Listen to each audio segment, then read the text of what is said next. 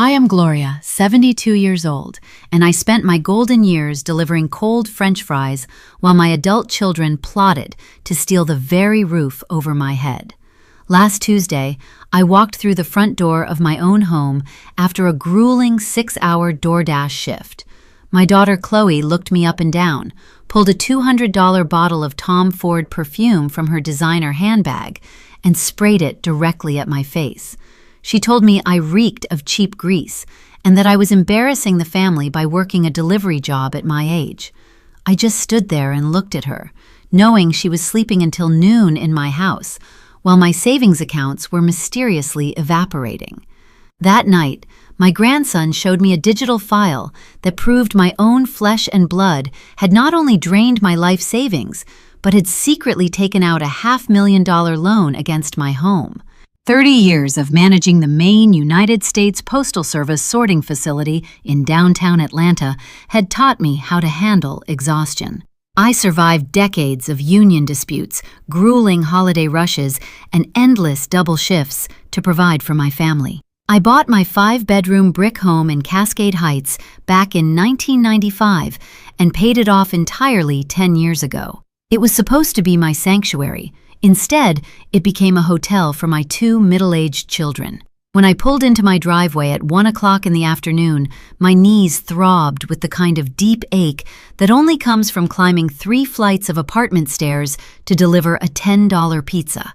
I unbuckled my seatbelt, took a slow breath, and looked at the 2 luxury cars parked in my driveway, a brand new Mercedes-Benz and a pristine Range Rover. They belonged to my 42-year-old daughter, Chloe, and my 45-year-old son, Marcus. Both of them had moved back into my home 3 years ago, claiming they were just transitioning between lucrative investment opportunities. I unlocked the front door and walked into the grand foyer. The house was quiet, the heavy velvet curtains still drawn tight against the bright Georgia afternoon sun. I set my delivery bag on the hall table and rubbed the lower arch of my back. That was when Chloe floated down the curved staircase. She was wearing a silk robe that I had paid for with my credit card just last Christmas. She stopped on the bottom step, wrinkled her nose, and pulled out that expensive perfume. The floral scent burned the back of my throat as the mist hit my uniform shirt. "You seriously need to wash those clothes the second you get inside, Mom," she said, crossing her arms. "People at my country club are starting to ask why my mother is driving around the city handing out bags of fast food like a teenager. It is completely humiliating for us." I looked at her perfectly manicured nails and the fresh blowout she had just gotten yesterday. I would not have to smell like a deep fryer at 6 in the morning if my pension fund had not inexplicably dropped by $80,000 this year, Chloe. Right on cue, Marcus shuffled out of the den. It was past 1 in the afternoon, and he was still wearing his silk pajama pants, rubbing his eyes like he had just woken up from a hard day of manual labor. He let out a loud groan and tossed his phone onto the entryway table. "Keep your voice down, Ma," he complained, not even looking my way. "And the wireless router is acting up again. I cannot day trade crypto with this kind of lag. Did you forget to pay the internet bill this month?" I stared at my 45-year-old son. "The internet bill is paid, Marcus," I said, my voice dropping to that dead calm tone that used to make the postal workers freeze in their tracks. "It is paid in full, just like the lease on your Range Rover and the lease on Chloe's Mercedes. Bills that come out of my checking account." Chloe let out a dramatic sigh, rolling her eyes as she walked toward the kitchen. "You are just getting confused again, Mama," she called over her shoulder. Her voice dripped with that fake, syrupy concern she always used when she was trying to manipulate a situation. "You have been so forgetful lately. You do not even know what bills you are paying anymore." I stopped dead in the hallway. Her words hung in the air, heavy and venomous. I was perfectly sharp. I managed my medications, I managed my schedule, and I managed to keep this entire household running. Before I could follow her into the kitchen and demand to know exactly what she meant by that comment, a hand shot out from the shadows of the hallway and grabbed my elbow. It was my 19-year-old grandson, Trey. He was Chloe's son, a brilliant sophomore studying cybersecurity at Morehouse College on a full academic scholarship. He lived with me because Chloe claimed she needed her space to focus on her mental health and refused to let him stay in her wing of the house. Trey pulled me quickly into the walk-in pantry and shut the heavy wooden door behind us, plunging us into the dim light of the storage room. He locked the deadbolt with a soft click and immediately opened his laptop, balancing it on a crate of bottled water. "Nana, you need to look at this right now," Trey whispered. His eyes were wide with genuine panic, his hands actually trembling over the keyboard. "Marcus asked me to fix his tablet this morning because the screen froze. I dug into the background files to clear the cache, but I found a hidden encrypted folder on his local drive. They did not just drain your pension account, Nana." He turned the glowing screen toward my face. I squinted in the low light, trying to make sense of the dense financial document displayed in front of me. It was a digital property record directly from the Fulton County database. My name was at the top, along with the address of the very house we were standing inside. But right below my name was a massive financial figure that made the breath catch in my throat. "Trey, what is a HELOC?" I asked, my voice barely a whisper as I pointed at the $500,000 figure stamped next to my property deed. "It is a home equity line of credit, Nana." He swallowed hard, looking at me with absolute devastation. "Marcus and Mom took out a $500,000 loan against this house. They forged your digital signature using an online notary service. The house I had worked 30 years to pay off, the sanctuary I had built with my own 2 hands and endless overtime shifts, was now suffocating under a massive mountain of fraudulent debt." "Where is the money, Trey?" I asked, feeling a cold, hard knot of absolute fury form in the center of my chest. "It is gone," he said, pulling up a secondary bank statement. "Marcus blew $200,000 trying to short the crypto market. Mom spent the rest covering the bankruptcy of her boutique and buying those luxury cars in the driveway." The sheer audacity of their crime washed over me. My own children had robbed me blind, mortgaged my legacy, and had the nerve to spray perfume in my face because I smelled like the job I took to survive their theft. I leaned back against the cool wire shelving of the pantry. The smell of dried pasta and canned tomatoes suddenly felt suffocating. For a fraction of a second, the breath completely left my lungs. The numbers on Trey's screen transformed every insult of the past year into something darker. A deliberate campaign to exhaust me, shame me, and keep me distracted while the theft continued unnoticed. I thought the betrayal had reached its absolute bottom. I thought the financial ruin was the worst of it. But Trey did not close the laptop. His hands were still trembling over the keyboard as he looked up at me with tears pooling in his eyes. "Nana," he whispered, his voice cracking. "I wish that was all of it. I really do. But it gets worse." I stared at my grandson, bracing myself against the heavy wooden door. "Show me," I commanded. Trey clicked away from the Fulton County property database and opened a cached version of Marcus's email inbox. He had bypassed the security protocols entirely. The screen illuminated a long email thread between Marcus, Chloe, and an external address belonging to a man named Dr. Vance. I recognized that name immediately. Dr. Vance was a local concierge physician who catered to Atlanta's wealthy elite. He was not my doctor. I had never stepped foot in his clinic. Yet the subject line of the email thread read, "Urgent medical guardianship for Gloria Washington." "Read it to me," I said, my vision blurring slightly from the sheer shock. Trey swallowed hard and began to read Chloe's exact words. "Good morning, Dr. Vance. As we discussed on the phone, my mother's cognitive decline has become entirely unmanageable. She is wandering the streets in a delivery uniform, claiming she is broke. She is a danger to herself and her assets. We need the medical affidavit finalized by Thursday evening so we can execute the emergency power of attorney on Friday morning. Marcus has already wired the $15,000 consultation fee to your private account." I felt the blood freeze in my veins. $15,000. My daughter had taken the money she stole from my home equity line of credit to pay a dirty doctor to declare me legally incompetent. They were manufacturing a fake dementia diagnosis. "Scroll down," I ordered, my voice turning to absolute ice. "What did the doctor say?" Trey scrolled to the response. Dr. Vance had replied just 2 hours ago. "The transfer cleared, Chloe. I have attached the signed psychiatric evaluation declaring your mother completely unfit to manage her financial and personal affairs. The state will recognize this immediately. You have my full authorization to proceed with the involuntary medical hold." An involuntary medical hold. They were not just stealing my money, they were planning to lock me away. "Where are they sending me, Trey?" I asked, my fists clenching so tightly my fingernails dug into my palms. Trey clicked on a PDF attachment at the bottom of the email chain.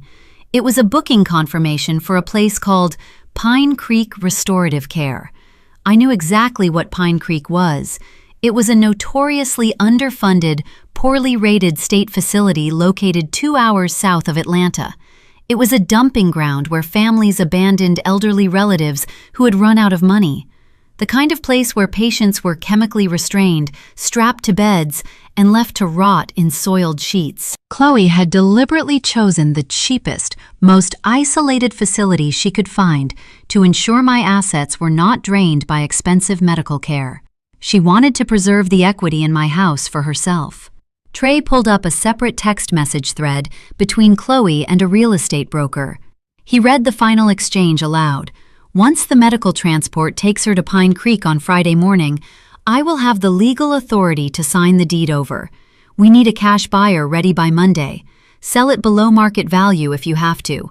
We just need the remaining $800,000 in equity cleared and deposited into our joint account by next week." The entire blueprint was laid out right in front of me. Today was Tuesday. I had exactly 3 days before my own children dragged me out of my house in a medical straitjacket, drugged me into compliance, and sold the kingdom I built from scratch to fund their luxury car leases and offshore crypto gambling. "Nana," Trey choked out, wiping a tear from his cheek, "we have to call the police right now. We have to show them these emails before Friday. They are going to kidnap you." I looked at my 19-year-old grandson. I looked at the fear in his young face, and suddenly, the tired, aching 72-year-old woman who had spent the morning delivering cold fast food completely vanished. The maternal instinct that had forgiven Chloe and Marcus for every failed business, every bounced check, and every disrespectful comment officially died right there in the dark. The woman who replaced her was the ruthless United States Postal Service facility manager who had spent 30 years destroying lazy contractors, firing corrupt employees, and running a massive logistics empire with an iron fist. "No tears," I said, my voice echoing in the small pantry. "Do not shed a single tear for them, Trey. They do not deserve your grief, and they certainly will not get my panic." I took off my DoorDash visor and dropped it onto a sack of potatoes. If we call the police right now, they will claim it is a civil family dispute. They will bring in their dirty lawyers, drag this through the probate courts for years, and freeze every asset we have. I will not spend the rest of my life fighting my own children in a courtroom. I want them destroyed. I want them stripped of every dollar, every car, and every ounce of dignity they possess. I want them facing federal prison time with no way out. Trey sat up straighter, the panic in his eyes slowly transforming into a fierce, focused loyalty. "What do you need me to do, Nana? I need you to clone this entire hard drive," I commanded, pointing at the laptop. "Do not just take screenshots. I want the metadata. I want the IP addresses showing Marcus logged in from this house. I want the routing numbers for the wire transfer to Dr. Vance. Can you copy everything without triggering an alert on Marcus's network?" Trey nodded quickly, his fingers already flying across the keyboard. "I am using a bootable drive. It leaves zero trace on his operating system. I will have a complete forensic image of his tablet in 10 minutes. I am also scraping the local router logs to prove they forged the notary signatures from this exact location." "Good," I said, straightening my posture and smoothing down my uniform shirt. "You secure the digital evidence. Keep playing the quiet, broke college student. Do not look your father in the eye and do not act suspiciously. I am going to leave this house, and I am going to start plotting a financial retaliation so severe they will wish they had never been born. They want to sell my house on Monday. We are going to make sure they do not even own the clothes on their backs by Sunday night. I unlocked the pantry door and stepped back into the bright hallway, leaving Trey to finish his digital extraction. I smoothed the wrinkles from my uniform, took a deep breath, and walked directly into the living room. Chloe and Marcus were lounging on my custom leather sectional, scrolling through their phones. I grabbed my red delivery bag from the console table and swung it over my shoulder. I told them I just got an alert on my phone for peak pricing and that I was picking up a double shift.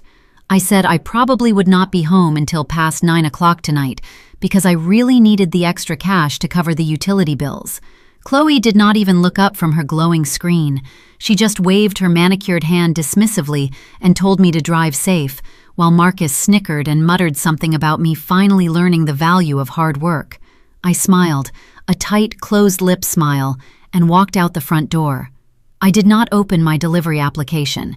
I got into my reliable sedan, locked the doors, and drove straight down Interstate 20 toward the towering skyscrapers of downtown Atlanta. I was not looking for a gentle family therapist or a standard probate attorney who wanted to negotiate a peaceful resolution. I was looking for an absolute shark. I parked in a high-security garage on Peachtree Street and took the private executive elevator all the way up to the 40th floor. The heavy brass letters on the double-glass doors read Davis and Associates. Marcus Davis was a ruthless corporate litigator I had met many years ago when I successfully managed the sorting facility. He had handled massive federal contracts, crushed corrupt logistics vendors, and took absolutely zero prisoners inside a courtroom. He was expensive, he was remarkably aggressive, and he was exactly the kind of legal monster I needed on my side today. His receptionist tried to tell me he was completely booked for the next 3 weeks, but I wrote my name on a sticky note and told her to hand it to him immediately. 2 minutes later, Marcus Davis walked out of his office, his custom-tailored suit impeccable, and ushered me straight inside. I sat down in the plush leather chair across from his massive mahogany desk and placed Trey's cloned flash drive right in the center of the polished wood. I did not waste any time with pleasantries or small talk. I told him my adult children had forged my digital signature, taken out a $500,000 line of credit on my paid-off home, and bribed a concierge doctor $15,000 to declare me legally incompetent by this coming Friday. Attorney Davis leaned forward, his professional demeanor shifting instantly from a polite greeting to a cold, predatory focus. He plugged the flash drive into his secure terminal and opened the files Trey had meticulously organized. The spacious office was dead silent for 10 agonizing minutes, save for the rapid, rhythmic clicking of his computer mouse. When he finally looked up from the glowing monitors, his eyes were cold and highly calculating. This is textbook federal wire fraud, mortgage fraud, and blatant elder exploitation, Mrs. Washington, he stated, folding his hands together on the desk. The unauthorized use of an electronic notary across state lines to authorize the loan elevates this entire scheme to a severe federal crime. They were reckless and incredibly sloppy. He turned the large monitor around so I could clearly see the official property deed. But here is the most important detail your children overlooked in their desperate rush to steal your hard-earned equity. They took out the fraudulent loan, but they never filed a quitclaim deed to transfer the actual property title into their names. Your name is still the only valid legal name on the original property deed. The loan is currently tied to the house, but the physical house belongs entirely to you. You still hold absolute legal power to sell this property right now. I leaned back in my chair, letting his brilliant words sink into my mind. My greedy children thought they had trapped me, but they had merely strapped a massive illegal debt to a house I still legally controlled. That is wonderful news, I replied, my voice perfectly steady and resolute, because I want to sell it today. Attorney Davis raised an eyebrow, a slow, dangerous smile spreading across his face. I do not want to wait for the slow real estate market to fluctuate, I continued without hesitation. I do not want to host an open house. I do not want a prominent for sale sign planted in my front yard. I want it completely gone before Friday morning arrives. Davis confidently picked up his desk phone. I know a massive corporate real estate firm that aggressively buys premium properties in Cascade Heights for straight cash. They purchase luxury homes exactly as they are, with absolutely zero inspections. And because this is an all-cash transaction, they can move through an expedited escrow and close before Friday morning. I will legally instruct them to hold the disputed loan amount in a frozen escrow account, pending the federal fraud investigation. Then, we will release the protected net proceeds directly into a newly formed trust account that only you and your grandson can ever access. I nodded in agreement. Draw up the papers, I ordered. Davis quickly drafted the contract immediately. I signed my name, legally selling the kingdom I built right out from under the children who foolishly tried to steal it. My retaliation was not finished yet. Attorney Davis, I am the primary account holder on the financial leases for Marcus's Range Rover and Chloe's Mercedes-Benz, I explained. Contact the lending institutions immediately. Report the unauthorized use. Cancel both lucrative lease agreements today and send the repossession trucks to my home early Friday morning. They wanted to evict me, so now they will be walking. I pulled my reliable sedan back into the driveway just as the Georgia sun began to dip behind the tall pine trees. I sat behind the steering wheel for a long moment, letting the ruthless corporate persona I had just unleashed at Attorney Davis's office recede into the shadows. It was time to put on the performance of a lifetime. I grabbed my red delivery bag from the passenger seat, making sure to deliberately slump my shoulders and drag my feet as I walked up the brick steps.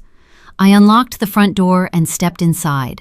The house smelled like expensive truffle oil and garlic. Chloe and Marcus were sitting at the large kitchen island, eating premium sushi from containers that probably cost more than my entire weekly grocery budget.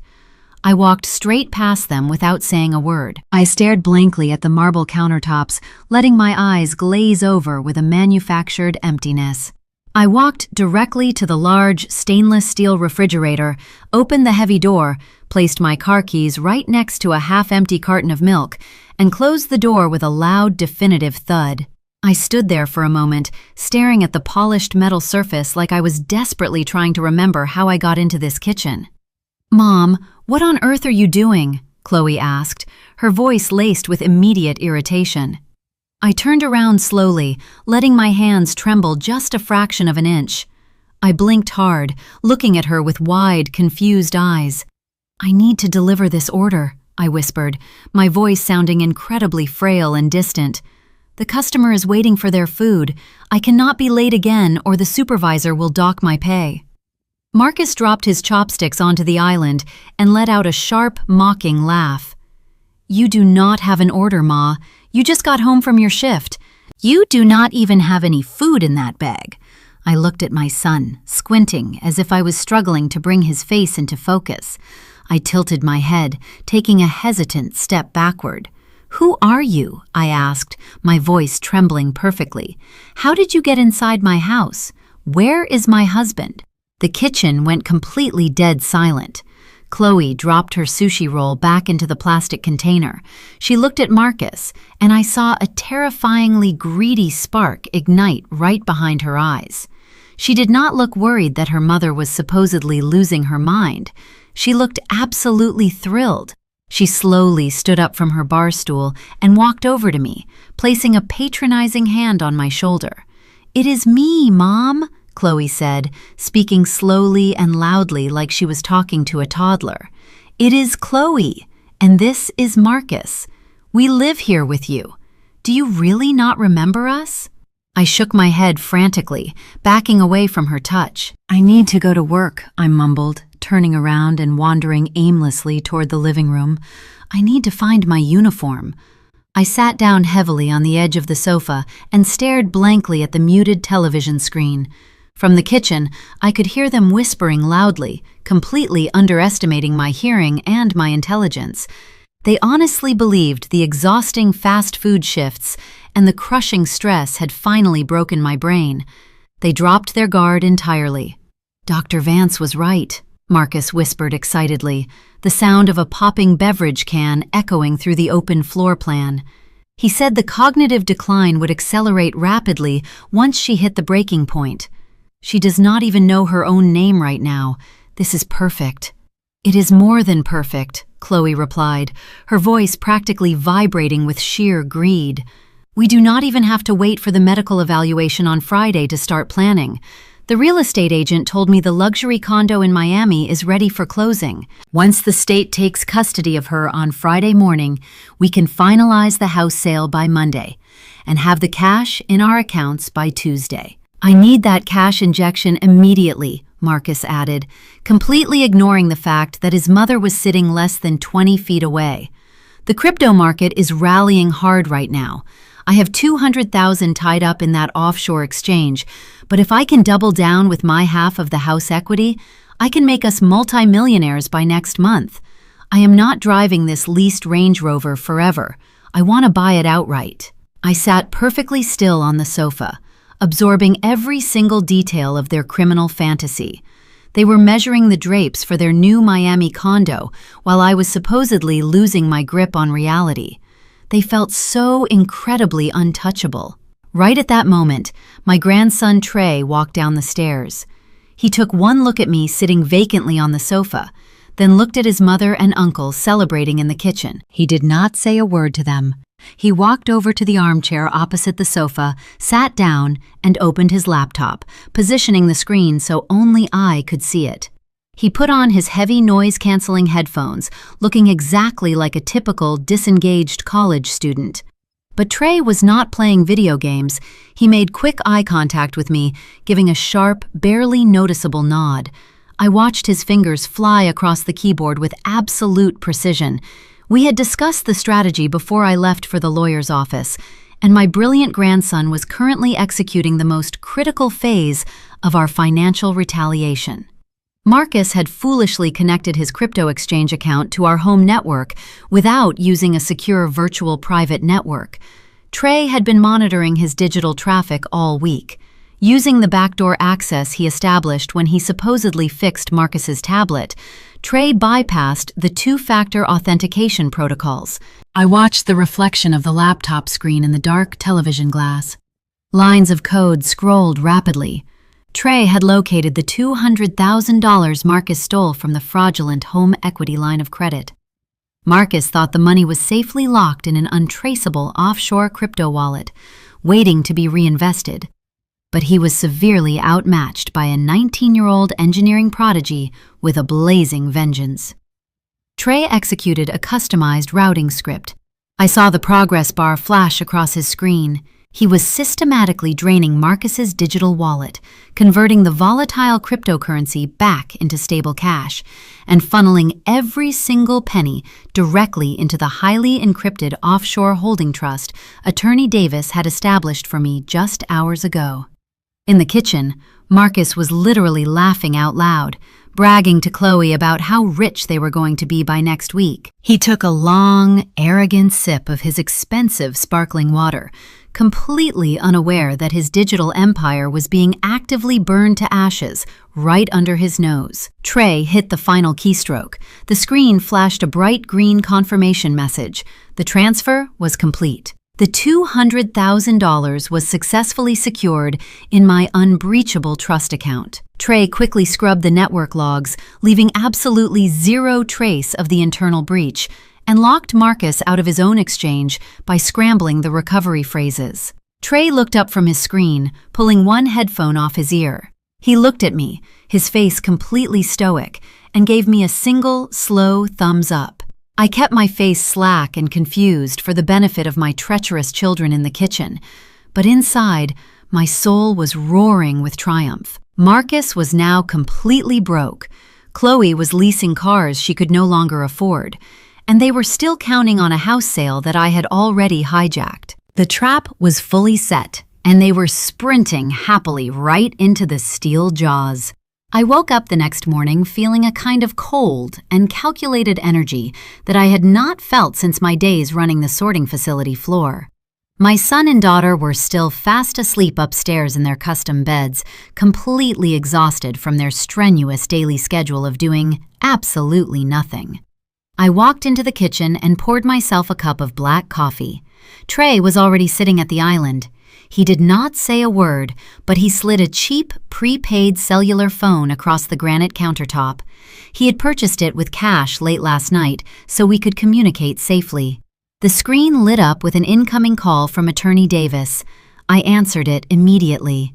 "Mrs. Washington," Attorney Davis said, his deep voice crackling through the small speaker.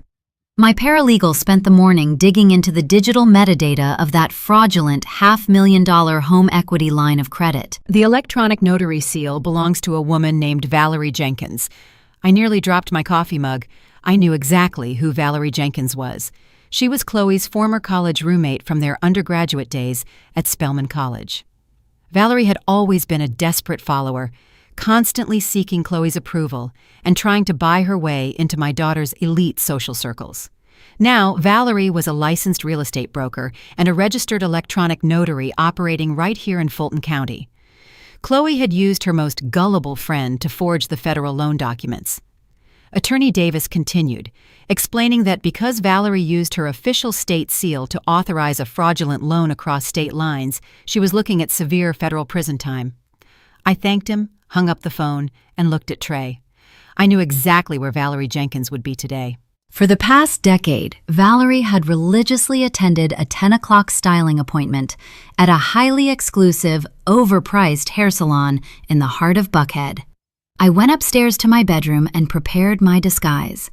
I put on a faded, oversized beige cardigan and intentionally buttoned it unevenly. I slipped my feet into a pair of scuffed orthopedic walking shoes and left my hair uncombed. I needed to look exactly like the frail, confused elderly woman Chloe had described to everyone. I grabbed my purse, told Trey to grab his laptop and meet me in my car, and we drove straight to Buckhead. I parked down the street from the salon. Trey stayed in the passenger seat, opening his laptop and connecting to a mobile hotspot. He had already mirrored Chloe's text message application using the backdoor access he established on their devices.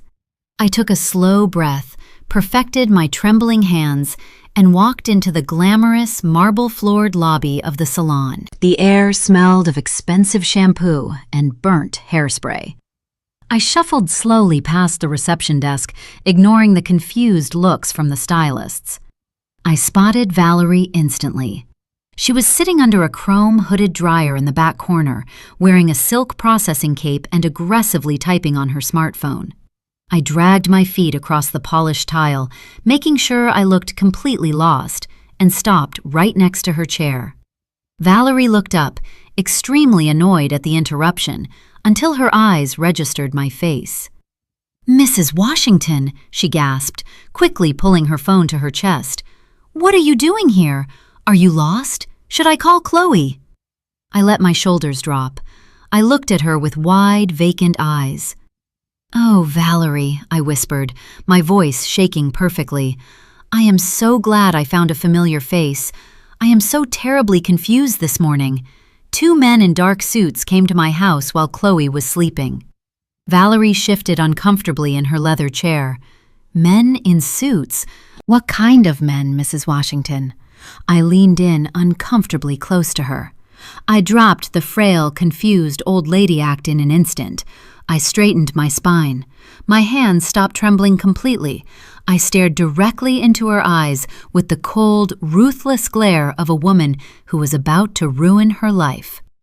"They were federal agents from the Federal Bureau of Investigation, Valerie," I said, my voice dropping to a sharp, menacing whisper. "They were asking me all sorts of complicated questions about a fraudulent $500,000 home equity loan. They said someone used an illegal electronic notary stamp to forge my signature. They said the person who authorized that stamp is looking at 20 years in federal prison for conspiracy to commit wire fraud." All the color instantly drained from Valerie's face. Her mouth opened, but no sound came out. The expensive styling cape rustled as her entire body began to shake. I smiled at her. I pulled my poorly buttoned cardigan tight across my chest. Anyway, I just wanted to say hello, Valerie. You enjoy the rest of your hair appointment. Make sure you tip your stylist well. You might not see her for a very long time. I turned on my scuffed orthopedic shoes and walked smoothly out of the salon. I did not look back. I got into the driver's seat of my sedan and closed the door. Trey was sitting right next to me, staring intently at his laptop screen. "Did it work?" I asked, turning the key in the ignition. Trey let out a massive, triumphant laugh. "Nana, she is absolutely losing her mind. Look at this." He turned the screen toward me. A flood of incoming text messages was pouring into Chloe's intercepted inbox in real time. Valerie was typing so fast, her messages were full of frantic typographical errors. "Chloe, what did you do?" the first message read. "Your mother was just here at the salon. She is not brain dead. She is perfectly fine. She said the FBI is investigating the loan. You told me she had severe dementia and would never notice the equity draw. You swore to me the notary stamp was just a family formality to help pay for her medical care." Chloe responded a minute later, clearly panicked. "Calm down, Val. My mom is crazy. She is hallucinating. There is no FBI. Do not say anything else in text." But Valerie was entirely broken. She fired back instantly. "I am not going to federal prison for you and Marcus. You guys forged her signature on the deed application, and you made me stamp it. I still have the original PDF file showing Marcus's IP address. If the feds come to my office, I am giving them everything. I am done with this." I leaned back against my car seat and let out a deep, satisfied sigh. We had them. We did not just have circumstantial evidence anymore. We had a direct, legally binding, written confession detailing the exact mechanics of the federal conspiracy, naming both Chloe and Marcus as the primary orchestrators. Trey quickly archived the entire text conversation, securing the encrypted screenshots in the cloud folder alongside the bank records and the wire transfer receipts. The digital trap was now completely inescapable. Chloe and Marcus thought they were playing a brilliant game of chess against a helpless, senile woman. They had no idea they were actually bleeding out in the middle of a minefield I had built exclusively for them. I put the car in drive and pulled away from the salon. The federal evidence was secured, and now it was time to let my desperate son tear the house apart looking for his missing crypto funds. I walked into the kitchen the following morning to find my son Marcus on his hands and knees, frantically tearing through the lower cabinets. He looked absolutely deranged. He was wearing the same designer silk pajamas from yesterday, but they were soaked in nervous sweat. He was throwing pots and pans onto the hardwood floor, muttering to himself in a blind panic. His cryptocurrency trading account had officially registered a zero balance. He thought the digital platform was glitching, or perhaps he had misplaced the physical hardware wallet that stored his security keys. He had no idea my grandson Trey had systematically drained every single penny into an impenetrable offshore trust. "Good morning, Marcus," I said, stepping carefully over a cast-iron skillet. "Are you looking for something specific down there?" Marcus jumped up, hitting his head hard on the cabinet door. He was breathing heavily, his eyes darting around the kitchen. "My USB drive," he gasped out. "Have you seen a small black USB drive? It was sitting right next to my laptop on the dining room table yesterday. I need it right now." I walked over to the coffee maker and poured myself a fresh cup. I took a slow sip, savoring the rich, dark roast before turning back to face him. "Oh, that little piece of black plastic?" I asked innocently. I thought it was just a piece of junk. "I threw it in the kitchen trash bag last night. I believe the sanitation workers already picked up the bins from the curb about an hour ago." Marcus let out a sound that was half scream and half sob. He did not even bother to put on his shoes. He bolted out the back door and sprinted down the driveway in his bare feet, diving headfirst into the heavy green municipal trash bins by the street. I watched him through the kitchen window, digging frantically through rotten food and coffee grounds. The $200,000 he stole from the fraudulent home equity line of credit was completely gone, and he was currently experiencing the crushing, breathless panic of sudden poverty. Chloe rushed into the kitchen a few moments later, clutching her smartphone. She saw Marcus outside rolling in the garbage and let out a frustrated sigh. "We do not have time for his nonsense today," she snapped, turning to face me. "Dr. Vance is going to be here any minute." "He is coming to do a quick checkup on you, Mom. You need to sit down at the table and let him ask you a few simple questions." She expected me to shuffle over to a chair and stare blankly at the wall. Instead, I walked to the refrigerator, pulled out a pitcher of sweet tea, and poured a tall glass over ice. I was not wearing a sloppy cardigan today.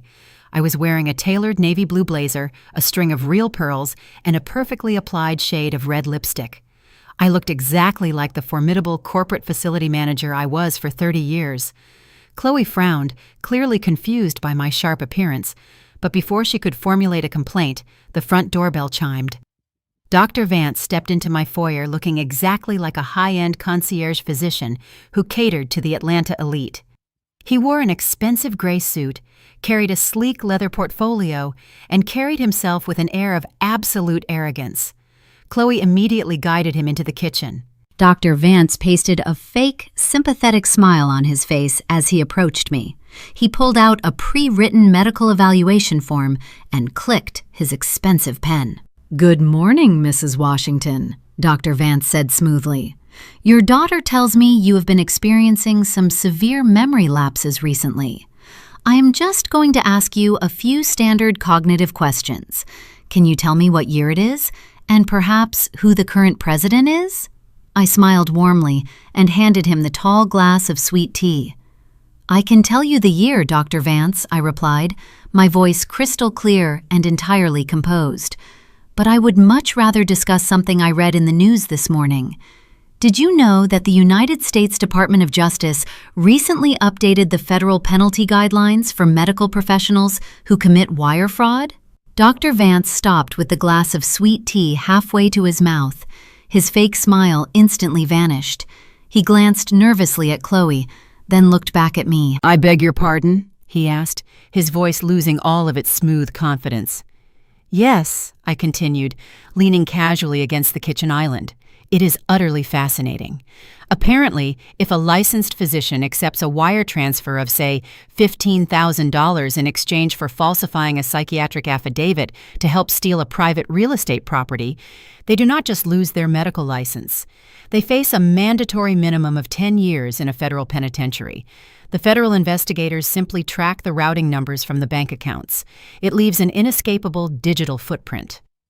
I read that white-collar prisons are quite unpleasant this time of year." A heavy, suffocating silence dropped over the kitchen. Dr. Vance set the glass of sweet tea down on the counter so hard the ice cubes rattled. He was suddenly sweating profusely. He looked at me, realizing instantly that I was completely lucid, exceptionally sharp, and fully aware of the illegal transaction he had conducted with my daughter. He quickly shoved his pen back into his pocket and grabbed his leather portfolio. "I cannot do this," Dr. Vance muttered, turning aggressively toward Chloe. "You told me she was completely incapacitated. You told me this was just a necessary formality for an elderly woman who could no longer speak for herself. I am not risking a federal indictment for this. The deal is off." He tried to walk briskly out of the kitchen, but Chloe chased after him, grabbing his arm and pulling him into the narrow hallway near the front door. She pushed him hard against the wall, her face twisting into a mask of pure, desperate rage. She was completely out of money.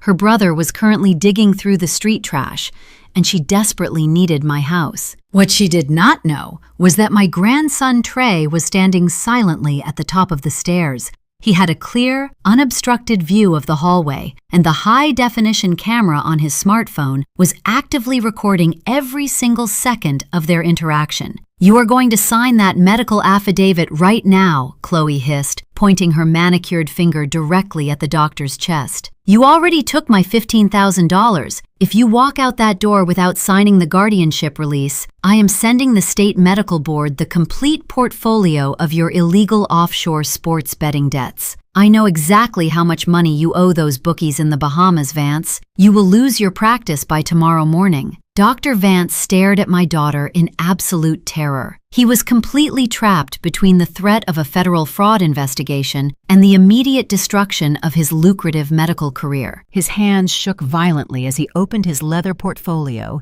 pulled out the psychiatric evaluation declaring me legally incompetent, and scribbled his official signature at the bottom of the page. He shoved the document into Chloe's hands and bolted out the front door without saying another word. Chloe leaned against the hallway wall and let out a massive sigh of relief. She looked down at the signed paper, a victorious, greedy grin spreading across her face. She had no idea that her brutal extortion tactic had just been captured in flawless high-definition audio and video. Trey silently stepped back into the shadows of the second floor, instantly uploading the damning footage to our secure cloud server. The conspiracy was fully documented, and their impending destruction was completely guaranteed. The morning after Dr. Vance fled my house like a terrified rabbit, the doorbell rang precisely at 10 o'clock. I had changed out of my tailored navy blazer and put my faded delivery uniform back on to maintain the illusion. I opened the front door to find a tall, sharp-looking man in a crisp charcoal suit holding a sleek leather briefcase and a digital laser measuring tool. This was Mr. Sterling, the Senior Acquisitions Director for Apex Corporate Rentals, the cash buying firm Attorney Davis contracted to purchase my property. He was here to conduct the final walkthrough and execute the closing documents. I stepped aside to let him into the grand foyer. From the living room, I could hear the obnoxious pop music coming from Chloe's smartphone. She was busy setting up a massive ring light in the center of my expensive Persian rug.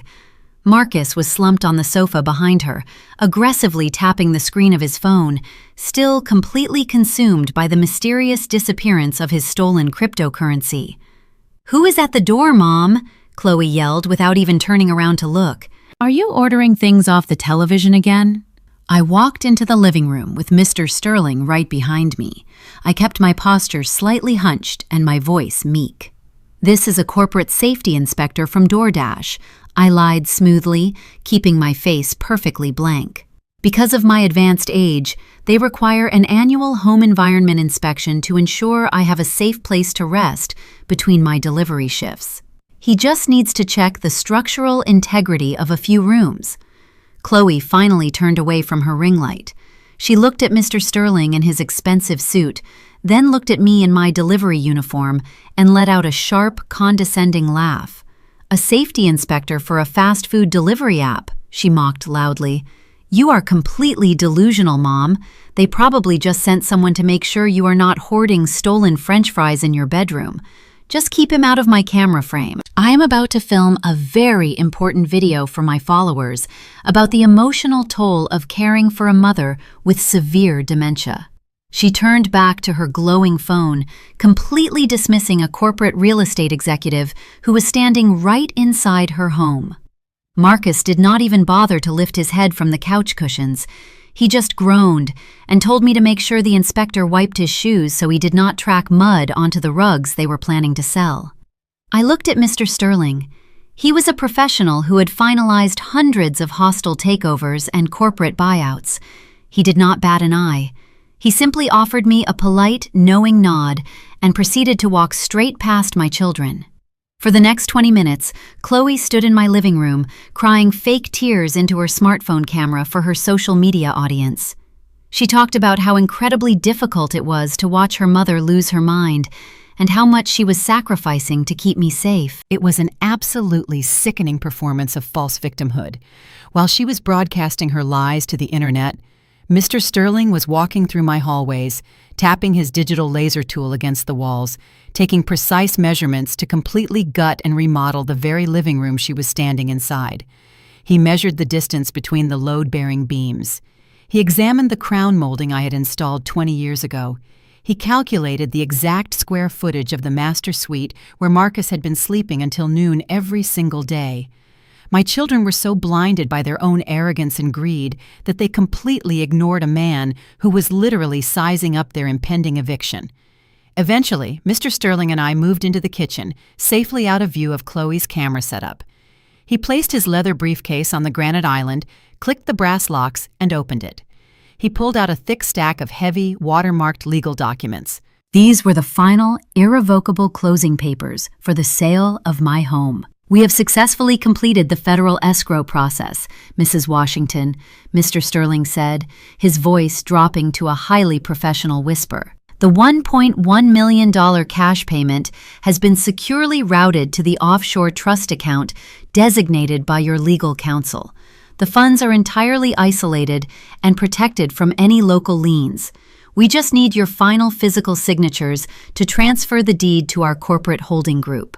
I picked up the heavy black pen he offered me. I could hear Chloe in the other room, loudly telling her digital audience that she had to make heartbreaking medical decisions today to protect her aging mother. The sheer irony of her words was intoxicating.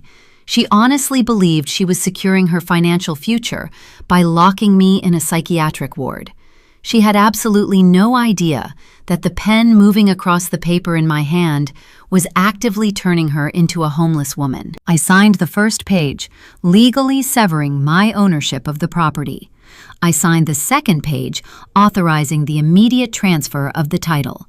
I signed the final page, officially transforming my greedy, entitled adult children into illegal squatters trespassing on corporate property. Mr. Sterling carefully inspected my signatures, nodded in complete satisfaction, and slid the documents back into his leather briefcase. He handed me a crisp white envelope containing the formal 24-hour eviction notices. The legal clock begins ticking the moment you hand those to them, he instructed quietly. Our private security team will arrive exactly on schedule to enforce the vacancy. It has been a distinct pleasure doing business with you. I thanked him, and I walked him back to the front door. Chloe had finished recording. She looked at him. "Did you find stolen chicken nuggets?" she asked. He paused. "No, ma'am, but this house has a pest problem." I locked the front door behind Mr. Sterling and listened to his heavy footsteps fade down the brick walkway. The closing documents were officially signed, the massive cash payment was securely hidden in an offshore trust, and my children were now legally squatting in a house they no longer owned. I walked back toward the living room to find Marcus still completely fused to the sofa. He was aggressively rubbing his temples, furious that he could not locate his missing cryptocurrency hardware wallet. Suddenly, the silence in the room was shattered by the sharp, demanding ring of his smartphone. He glanced at the caller identification screen, let out a loud groan of sheer annoyance, and aggressively swiped his finger across the glass to answer the incoming call. "Yeah, what do you want?" Marcus barked into the receiver, completely devoid of any basic professional courtesy. He listened for a few seconds, and I watched his posture shift from lazy arrogance to immediate defensive anger. He sat up straight, his face twisting into an ugly scowl. "What do you mean the lease is terminated? I am driving that car. I make the monthly payments. You cannot just cancel my contract out of nowhere." I stood quietly near the hallway archway, keeping my delivery bag slung over my shoulder so I appeared to be leaving for work. I knew exactly who was on the other end of that phone call. Attorney Davis had executed my direct orders flawlessly.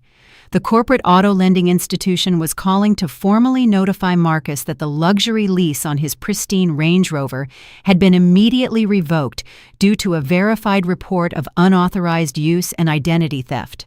Marcus shot up from the sofa, pacing furiously across the expensive Persian rug. "Listen to me very closely," he screamed into the phone, his voice echoing loudly off the high ceilings. "The primary account holder is my mother, Gloria Washington. She is an elderly woman suffering from severe dementia. She does not even know what day of the week it is. She probably called your customer service department by mistake in a confused panic.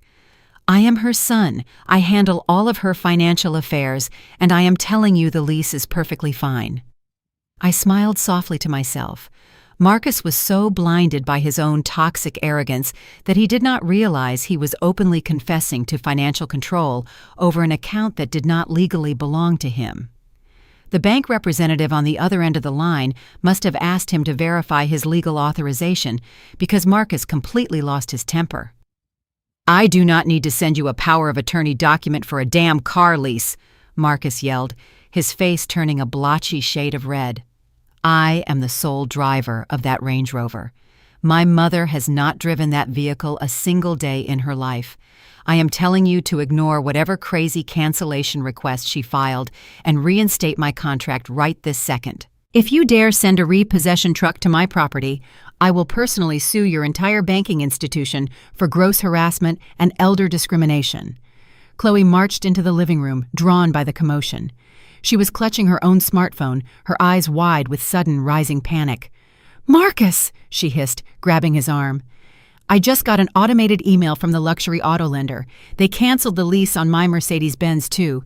They said the account was flagged for severe fraud." "What is going on?" Marcus aggressively ended his phone call, shoving his device into his pocket. He looked at his sister with a deep, frustrated sigh. "It is Mom," he grumbled, pointing an angry finger in my direction. "Her brain is totally fried. She must have gotten confused and called the bank thinking the cars were stolen. Do not worry about it, Chloe.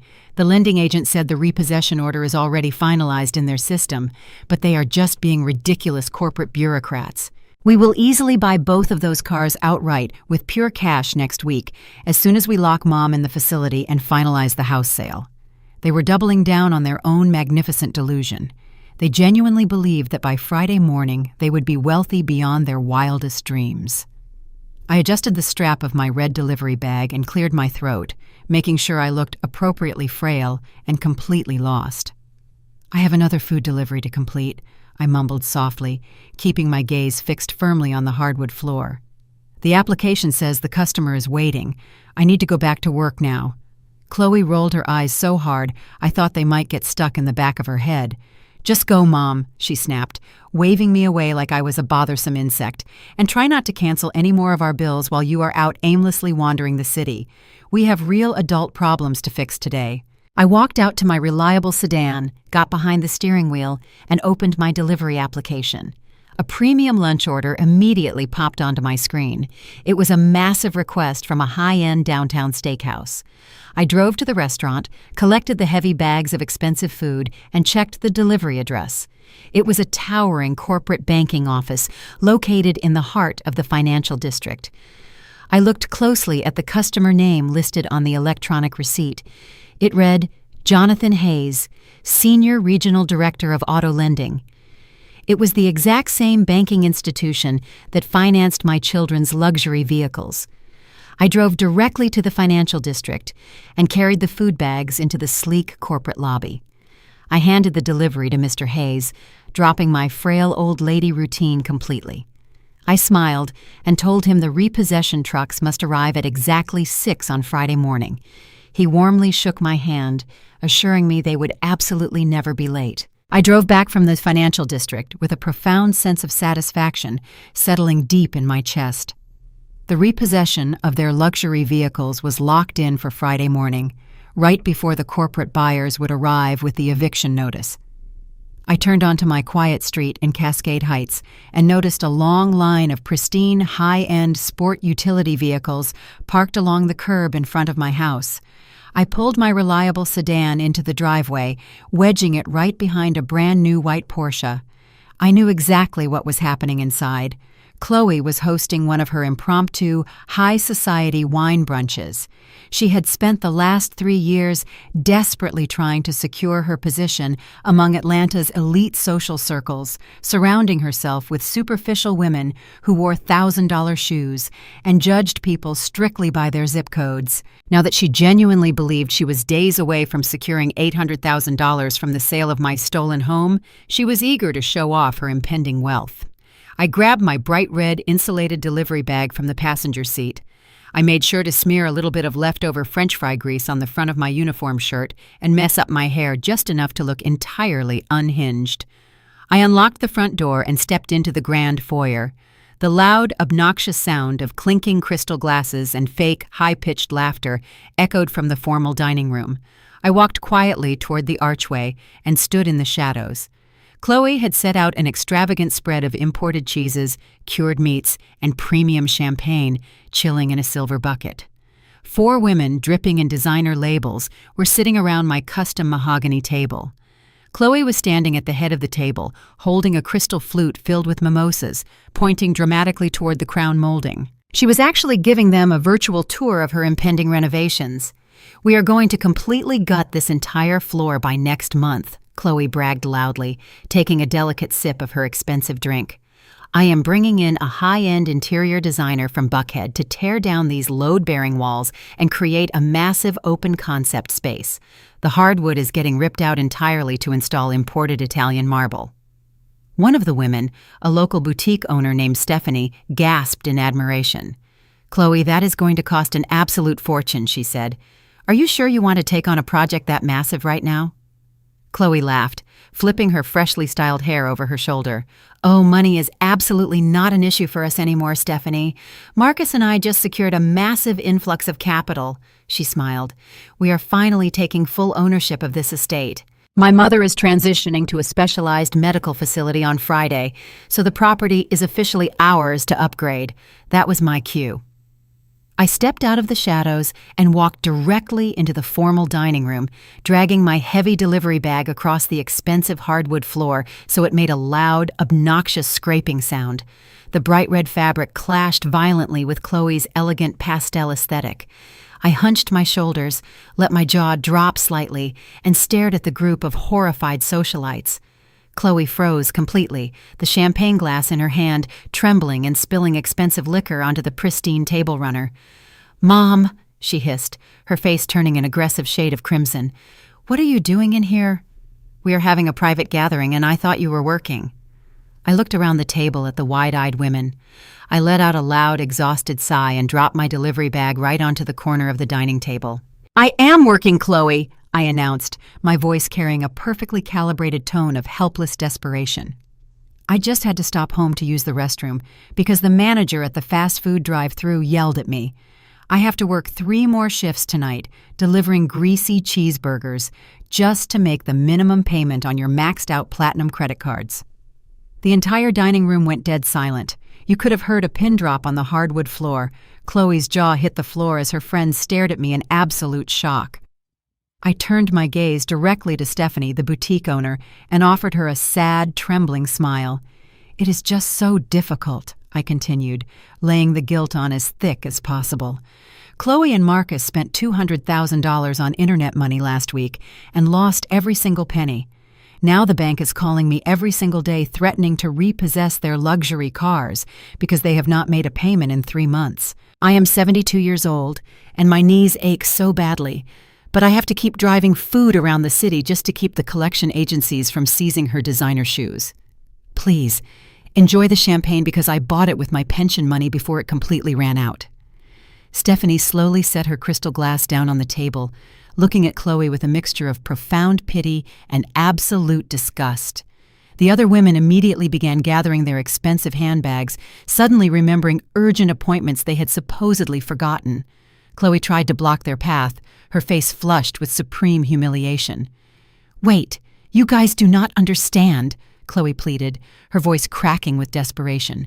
"My mother is incredibly sick and has severe dementia. She is hallucinating and does not know what she is saying. The bank is not repossessing our cars because we are perfectly fine financially." Stephanie offered Chloe a tight, patronizing smile as she walked toward the front door. "It is perfectly fine, Chloe," Stephanie said coldly. "We all know how stressful financial ruin can be. You should really focus on taking care of your mother instead of hosting lavish brunch parties on her dime. We will let ourselves out." I smiled. It worked. The moment the front door clicked shut behind Stephanie and the wealthy socialites, the atmosphere inside my home shifted from humiliating silence to pure rage. Chloe whirled around to face me, her perfectly contoured face contorted into a mask of fury. She screamed that I had intentionally destroyed her reputation and ruined her social standing in Atlanta forever. Marcus stormed into the dining room, demanding to know why I had humiliated them. I did not raise my voice. I kept my shoulders slumped, clutched my delivery bag tight to my chest, and whispered that I was just terribly confused and exhausted from working in the hot sun. I shuffled past them, climbing the stairs to my bedroom while they cursed my name in the foyer. That night, I did not sleep. I lay in the dark, listening to the frantic sounds of my children pacing in the hallway outside my door. They were panicking. My calculated performance had pushed them right over the edge of reason. They were no longer just greedy. They were humiliated, desperate, and seeking immediate revenge. Friday was the day they planned to drag me to the state psychiatric facility. That meant Thursday today was their final opportunity to completely strip me of my remaining defenses. I knew they would try to corner me before the medical transport arrived. I woke up at dawn, felt a strange sense of anticipation, and carefully set my trap. I walked into the kitchen at 9 a.m. to make my usual cup of green tea. Chloe and Marcus were already sitting at the large granite island. They were not alone. Sitting between my two treacherous children was a man I had never seen before. He was wearing a cheap, poorly tailored gray suit that smelled strongly of stale cigarette smoke. He had a thick manila folder resting on the countertop. Chloe looked up at me, her eyes red and puffy from manufactured tears. Marcus sat up perfectly straight, trying to project an aura of masculine authority that he had never actually earned in his entire life. "Mom, please come sit down with us," Chloe said. Her voice dripped with that sickeningly sweet tone she reserved for her worst deceptions. "We are having a formal family intervention." I shuffled slowly toward the island, dragging my orthopedic shoes across the hardwood floor. I let my shoulders slump forward and kept my eyes fearful. I sat down on the bar stool across from the strange man and wrapped my hands tightly around my empty teacup. "Who is this gentleman?" I asked, letting my voice tremble to sound completely pathetic. Marcus leaned forward, folding his hands together like a strict disciplinarian. "This is Mr. Trent, Ma," he stated confidently. "He is a senior clinical social worker representing the Georgia Department of Aging Services. We called him yesterday right after your confused outburst during Chloe's private gathering. You completely humiliated yourself, Mom. You are a severe danger to yourself, and we have to step in immediately to protect your well-being." The man named Trent reached into his jacket pocket and flashed a shiny metal badge. He put it away so fast I barely had a single second to look at it. The badge looked exactly like a cheap plastic prop you could purchase at any costume shop for $10. I knew instantly that this man was not a state employee. He was just another one of Marcus's small-time scammer friends hired to play a part in their extortion plot. "Mrs. Washington," Trent began, speaking in a deep, forced, authoritative voice. "Based on the overwhelming medical evidence provided by Dr. Vance and the disturbing eyewitness reports of your erratic behavior yesterday, the state has determined that you require immediate residential intervention. We are officially placing you on a mandatory psychiatric hold starting tomorrow morning." I let out a small gasp. I brought a trembling hand up to cover my mouth. "You cannot take me away from my home," I whimpered, staring at Chloe with pleading eyes. "It is for your own good, Mama," Chloe said, reaching across the island to pat my arm. "You just cannot take care of yourself anymore." "But until the medical transport arrives tomorrow," Trent continued, pointing a stern finger directly at my face, "the state requires us to immediately secure all of your personal identifying items. We cannot risk you wandering out of this house and getting lost in the city again. I need you to hand over your driver license, your credit cards, your house keys, and your cellular telephone right this second. It is standard federal procedure to sever your access to the outside world during a cognitive transition. They wanted to completely isolate me. They wanted to make sure I could not call a lawyer, a bank, or a taxi before the white coats arrived on Friday. It was an incredibly aggressive, highly illegal intimidation tactic. It was exactly what I had prepared for. I nodded slowly, tears welling up beautifully in the corners of my eyes. I reached deep into the pocket of my oversized cardigan. My hands shook violently as I pulled out my leather wallet and placed it submissively onto the granite countertop. I slid it across the island. Then I reached into my other pocket, pulled out a black smartphone, and set it right next to the wallet. I pushed them both toward Marcus. Marcus snatched the phone and the wallet off the counter with a massive, victorious grin. He looked at Chloe, and they shared a silent, triumphant nod. They honestly believed they had just stripped the queen of all her armor. What they did not know was that the black smartphone Marcus was currently gripping in his sweaty palm was a $20 prepaid burner phone. I had purchased it with cash at a local pharmacy 3 days ago. My actual primary smartphone was not in my pocket. It was currently sitting right in the center of the kitchen island, meticulously hidden inside a large decorative ceramic bowl filled with artificial green apples. The camera lens was wedged perfectly between 2 plastic fruits, pointing directly at the 3 criminals sitting across from me. More importantly, the hidden phone was not just recording a video. It was actively broadcasting a live stream directly to a secure server located in the downtown law offices of Attorney Davis. He and his team of paralegals were currently watching this entire extortion attempt unfold in real time. With my supposed communication device neutralized, the 3 of them dropped their professional act entirely. Trent loosened his cheap tie and let out a loud, booming laugh. "Man, you were right, Marcus," Trent chuckled, reaching out to high-five my son. She folded like a cheap lawn chair. "I cannot believe that fake badge actually worked. So, do I get my $5,000 cut on Monday? You will get your cut the second the corporate real estate buyers wire the $800,000 into our joint checking account next week," Chloe snapped, suddenly turning ruthless. "Just make sure those guys you hired to play the medical transport drivers show up exactly at 8 o'clock tomorrow morning. I want her locked in that state facility before the bank opens." I just sat there, staring blankly at my empty teacup, listening to them openly confess to conspiracy, impersonation of a state official, and premeditated kidnapping. Every single word was securely captured, safely transmitted, and legally verified by my corporate litigator. They had built a beautiful, elaborate trap, but they were the only ones standing inside it. That night, after Trent left and my children went upstairs to celebrate what they believed was their final victory, the house became quiet enough for me to hear the old grandfather clock in the foyer mark every passing hour. I waited until Marcus's bedroom television had gone silent and Chloe's door had been closed for nearly 40 minutes. Then I slipped out of my room. No cardigan, no trembling hands, no vacant expression. Trey was waiting in the upstairs hallway with his backpack already zipped. Attorney Davis had sent one final message to the prepaid phone. The buyer's deed had been recorded, the transfer had cleared, and the property was no longer legally mine.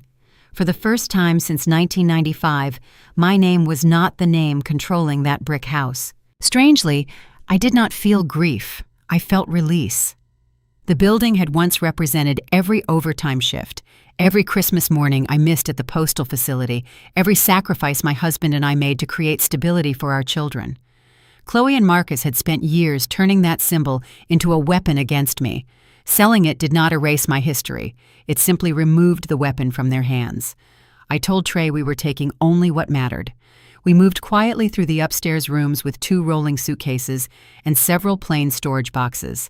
I packed my late husband's photographs, our marriage certificate, a small wooden jewelry box, my retirement records, tax papers, family albums, and the handwritten recipe cards my mother had given me decades earlier.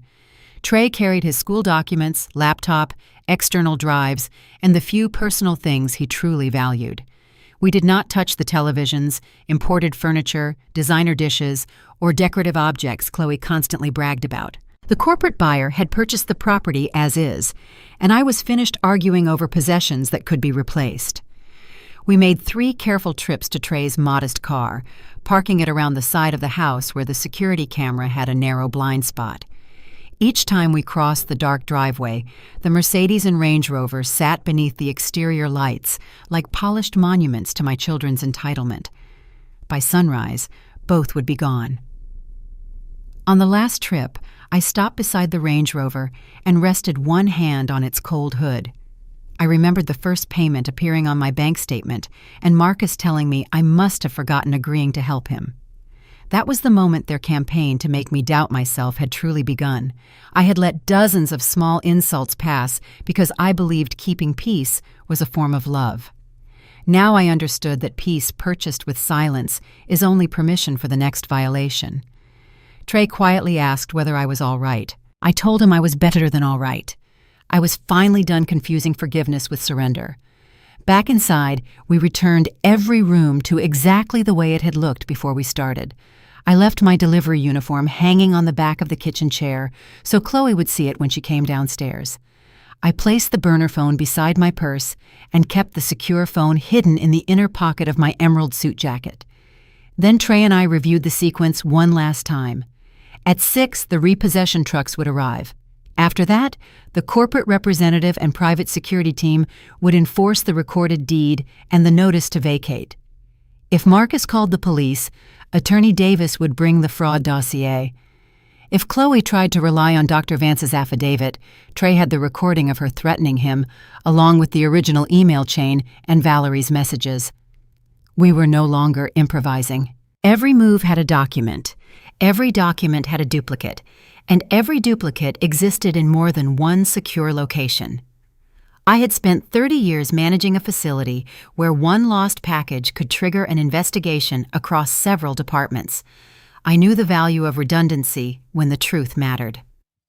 Before we separated for the night, Trey stood in the dark hallway and asked the question he had been avoiding all week. "Nana, when this is over, where are we going to live?"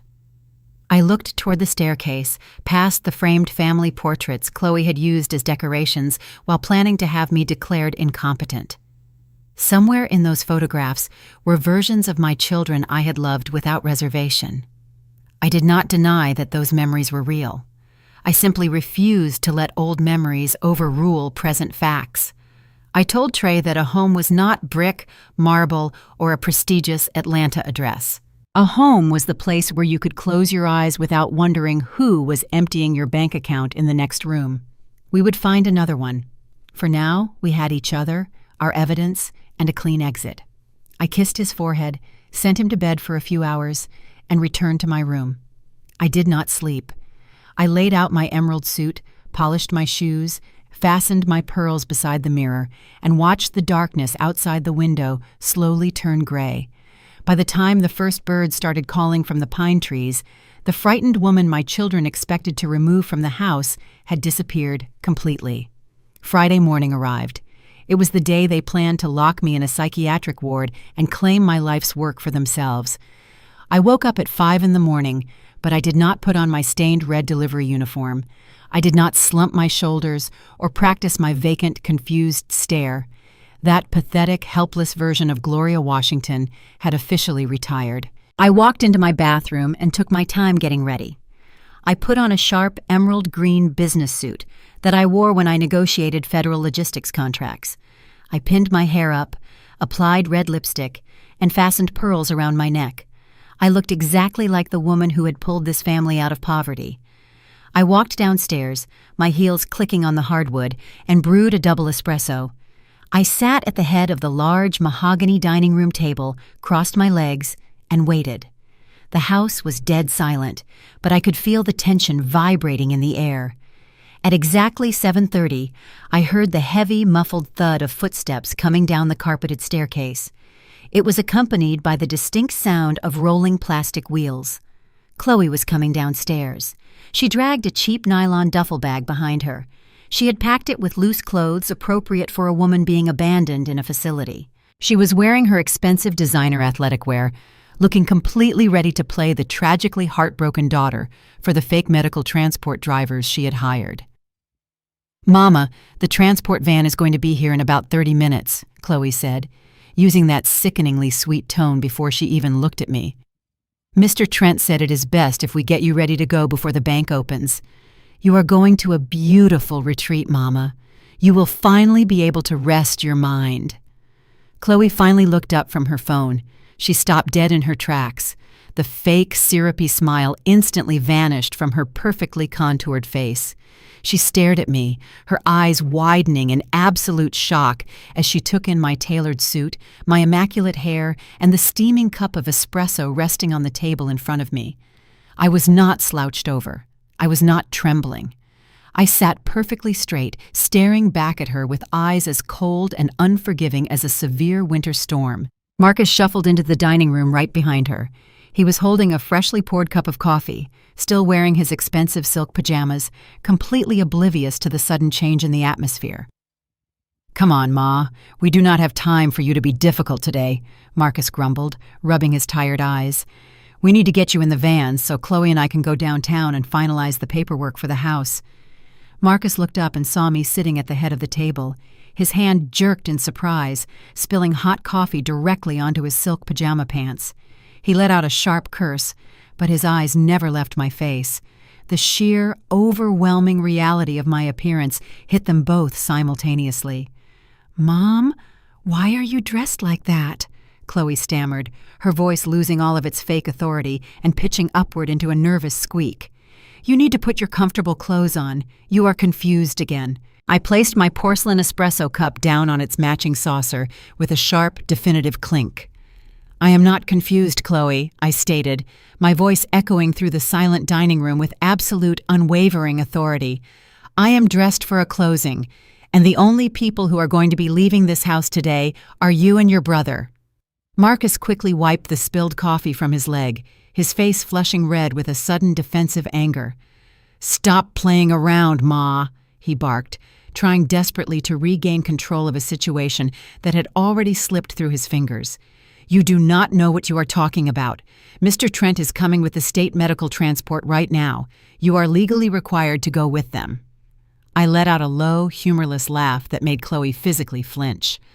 I slowly stood up from the mahogany table, smoothing the front of my emerald suit. "There is no state medical transport, Marcus," I said, taking a slow, deliberate step toward them. "And your friend Mr. Trent is nothing but a cheap, small-time scammer wearing a $10 costume badge. I know he is not a social worker. I also know you paid Dr. Vance $15,000 to forge a psychiatric affidavit declaring me incompetent." All the blood instantly drained from Chloe's face. She dropped the handle of the nylon duffel bag. It hit the hardwood floor with a sad, pathetic thud. She looked at Marcus, sheer panic overriding every single one of her senses. "I know exactly what you did," I continued, my voice sharp enough to cut through steel. "I know you used Valerie Jenkins to illegally notarize a forged document. I know you took out a fraudulent $500,000 line of credit against this house. I know you blew half on terrible cryptocurrency trades and spent the rest on luxury car leases and failing boutique businesses.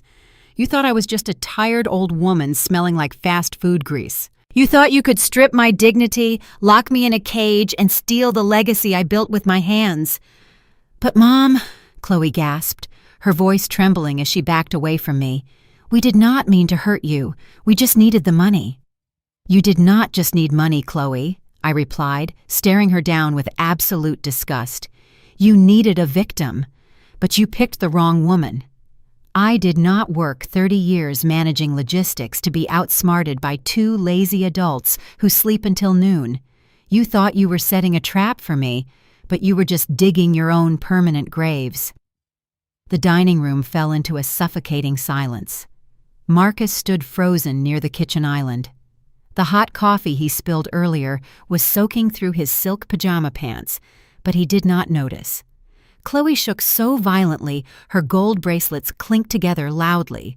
She stared at my emerald green business suit and perfectly pinned hair. Her mind desperately tried to comprehend how the frail, confused old woman she planned to lock away had suddenly vanished. "You are lying," Marcus sputtered. His voice cracked, stripping away his usual arrogance. "You cannot sell a property that fast. Banks take weeks to process a deed transfer. You are bluffing to scare us. Mr. Trent and the medical transport team are going to be here any minute to take you away. You belong in a facility." I picked up my porcelain espresso cup and took a slow sip. The dark roast tasted magnificent. "I am not bluffing, Marcus," I replied calmly. "I do not think Mr. Trent will be showing up. He is hiding from federal investigators who are tracking down his fake social worker badge. As for the property, a corporate cash buyer does not need weeks to close a deal. They bypass the standard mortgage process completely. The funds cleared escrow at exactly 9:00 this morning." Chloe gripped the back of a dining chair, her knuckles turning white. "Mama, please," she begged, her voice rising to a frantic pitch. "We have nowhere to go. My boutique is bankrupt. We spent all the money. You cannot just throw your own children out into the street. We are your blood." "You traded my blood for a luxury car lease and a failed cryptocurrency scheme," I answered. I placed my cup onto the saucer with a sharp clink. "You decided my freedom was worth exactly $500,000. Do not stand in my dining room and preach to me about family loyalty." Before Chloe could force out another fake apology, a loud rumbling sound vibrated through the front windows.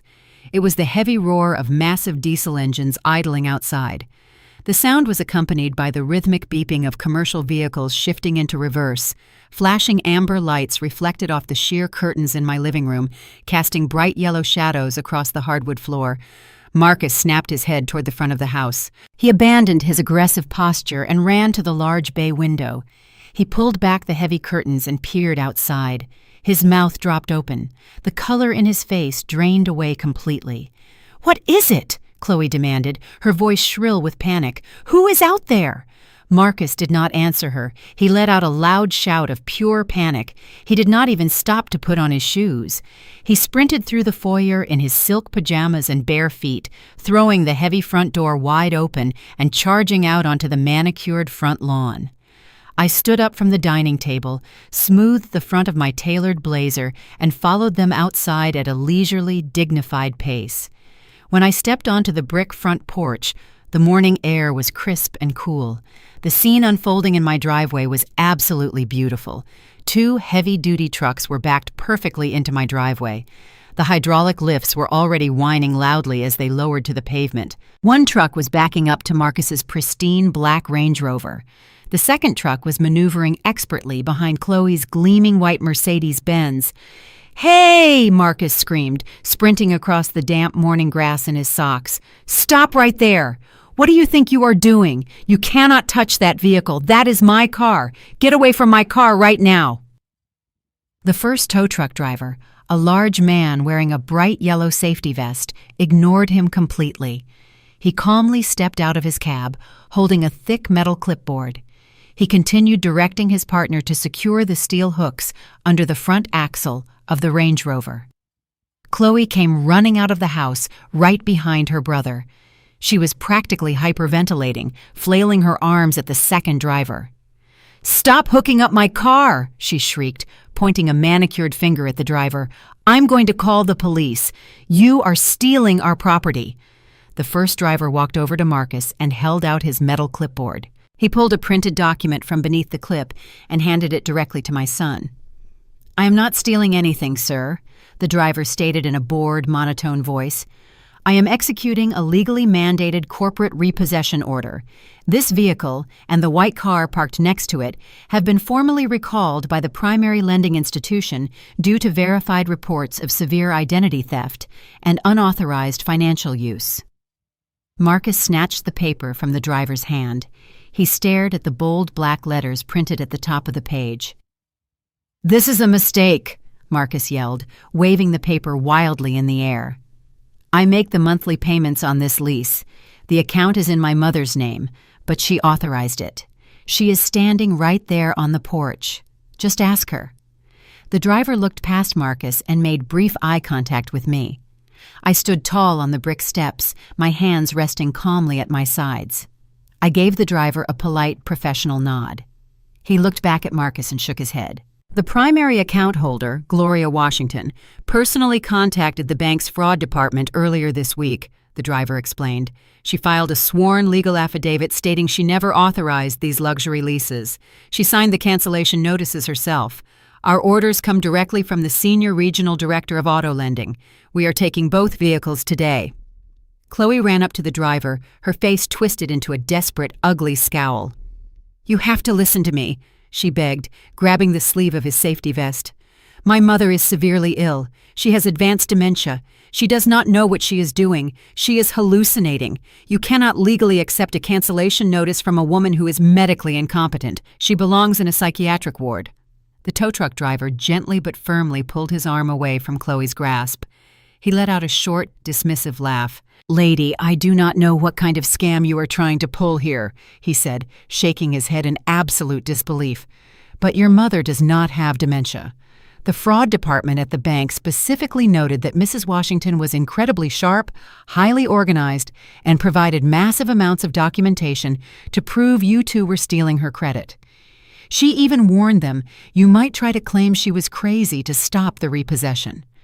Chloe just gasped, taking a sudden step backward as if she had just been slapped across the face. She looked at me standing on the porch. The sheer reality of my meticulous planning finally crushed the last remaining ounce of her arrogance. I had anticipated her every single move. I had blocked every single exit. The heavy steel chains clanked loudly as the hydraulic lifts engaged. The front wheels of the Range Rover lifted off the concrete driveway. A second later, the white Mercedes-Benz was hoisted into the air. Marcus fell to his knees on the damp grass, completely ignoring the fact that his silk pajamas were getting ruined. He stared blankly at the driveway, watching his unearned status symbol slowly suspended above the ground. "You cannot do this," Marcus whispered, his voice completely broken. "How am I supposed to get around the city? I do not have any money." The driver secured the final safety straps and climbed back into the cab of his massive truck.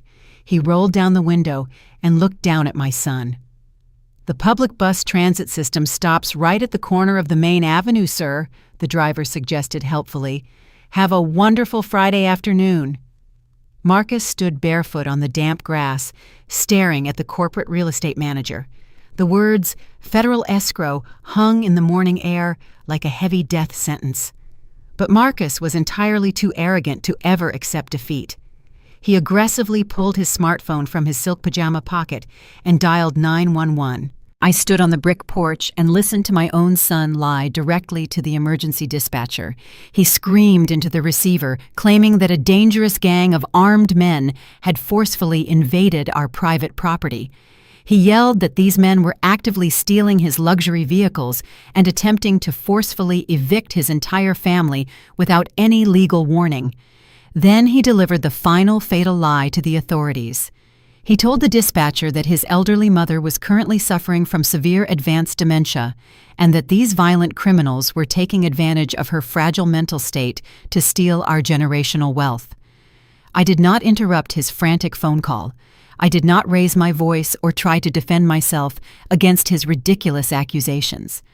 I just stood there on the porch in my tailored emerald green business suit and smiled a very cold and calculating smile. Marcus actually thought he was calling the cavalry to save his stolen kingdom. He had absolutely no idea that he was actively summoning the very people who were going to put him in permanent handcuffs. Calling the police was the exact final trigger I needed to spring this massive trap. By dialing that emergency number and making those easily disproven false claims over a recorded line, Marcus was establishing a direct police record of his own extortion attempt. The response time was incredibly fast.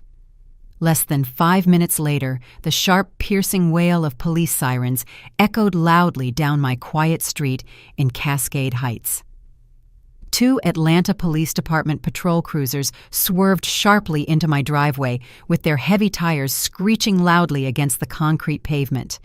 They parked at aggressive angles, completely blocking in the heavy-duty tow trucks that were still holding my children's luxury vehicles suspended high in the air.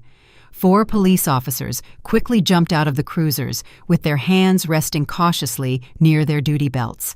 They had received a high-priority emergency call about an armed home invasion, and they were fully ready for a violent physical confrontation.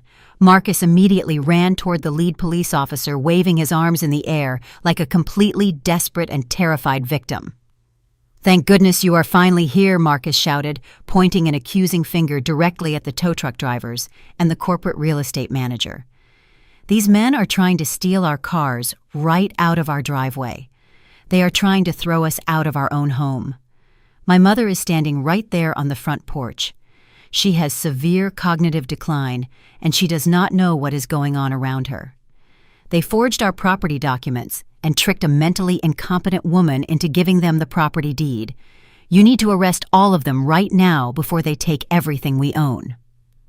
Chloe ran across the front lawn to stand right next to her brother. She began producing massive theatrical tears, clutching her chest and nodding frantically at the police officers. "It is true," she cried loudly for the entire neighborhood to hear. "We have official medical documents from a licensed concierge physician proving my mother needs immediate psychiatric intervention. These corporate thugs are financially exploiting a sick, vulnerable, elderly woman. Please, you have to stop them from taking our house away from us today." The commanding police officer was a tall, imposing man with graying temples.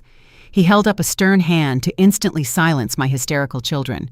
He instructed his partners to safely secure the perimeter of the property. He looked at the corporate real estate manager, who simply stood his ground, completely unbothered by the sudden police presence. Then the commanding officer turned his sharp gaze directly toward me. I did not flinch or look away. I stood incredibly tall on my front porch, maintaining the exact same formidable posture I used when managing federal sorting facilities for 30 years. I gave the police officer a calm, respectful nod. I was completely ready to speak and defend myself, but I did not have to say a single word. A sleek, jet-black luxury town car glided smoothly up to the curb, parking directly behind the flashing police cruisers. The heavy driver's side door swung open, and Attorney Marcus Davis stepped out onto the pavement. He was wearing an immaculate, custom-tailored charcoal suit, and he was carrying a massive, thick leather briefcase. He walked up the driveway with the terrifying, predatory confidence of a legal shark who had already smelled fresh blood in the water. He completely ignored Chloe and Marcus, walking straight up to the commanding police officer. "Good morning, officers," Attorney Davis stated, his deep, resonant voice cutting effortlessly through the chaotic noise of the busy driveway. "My name is Marcus Davis. I am a senior corporate litigator representing Mrs. Gloria Washington, the actual legal owner of this estate. My client absolutely does not have dementia. She is a highly intelligent, fully competent woman who is currently the victim of a massive coordinated federal wire fraud conspiracy orchestrated exclusively by her own 2 children." Marcus and Chloe instantly froze in place. The fake tears completely stopped rolling down Chloe's cheeks. Attorney Davis popped the brass locks on his heavy leather briefcase right there on the hood of the police cruiser. He pulled out a dense, perfectly organized stack of legal documents and handed them directly to the commanding police officer. The dossier contained absolutely everything. The officer began flipping through the printed pages, his eyes scanning the undeniable evidence of their crimes. He saw the certified digital security logs proving Marcus took out a fraudulent $500,000 home equity line of credit. He saw the exact internet protocol addresses showing the digital forgery happened directly from the wireless router inside this very house. He saw the clear documented bank transfers proving Chloe stole $150,000 from her own son's college trust fund to pay off her failing boutique debts. And right at the top of the massive stack was the printed explicit text message confession from Valerie Jenkins, the corrupt electronic notary who had illegally stamped the fraudulent loan documents. The commanding officer stopped flipping through the pages. The heavy, oppressive silence of absolute guilt dropped over the front lawn like a dark storm cloud. The officer looked up from the comprehensive legal dossier. His entire demeanor had shifted completely. He was no longer looking at innocent victims of a corporate home invasion. He was looking at 2 extremely desperate, highly documented federal criminals standing barefoot in their own front yard.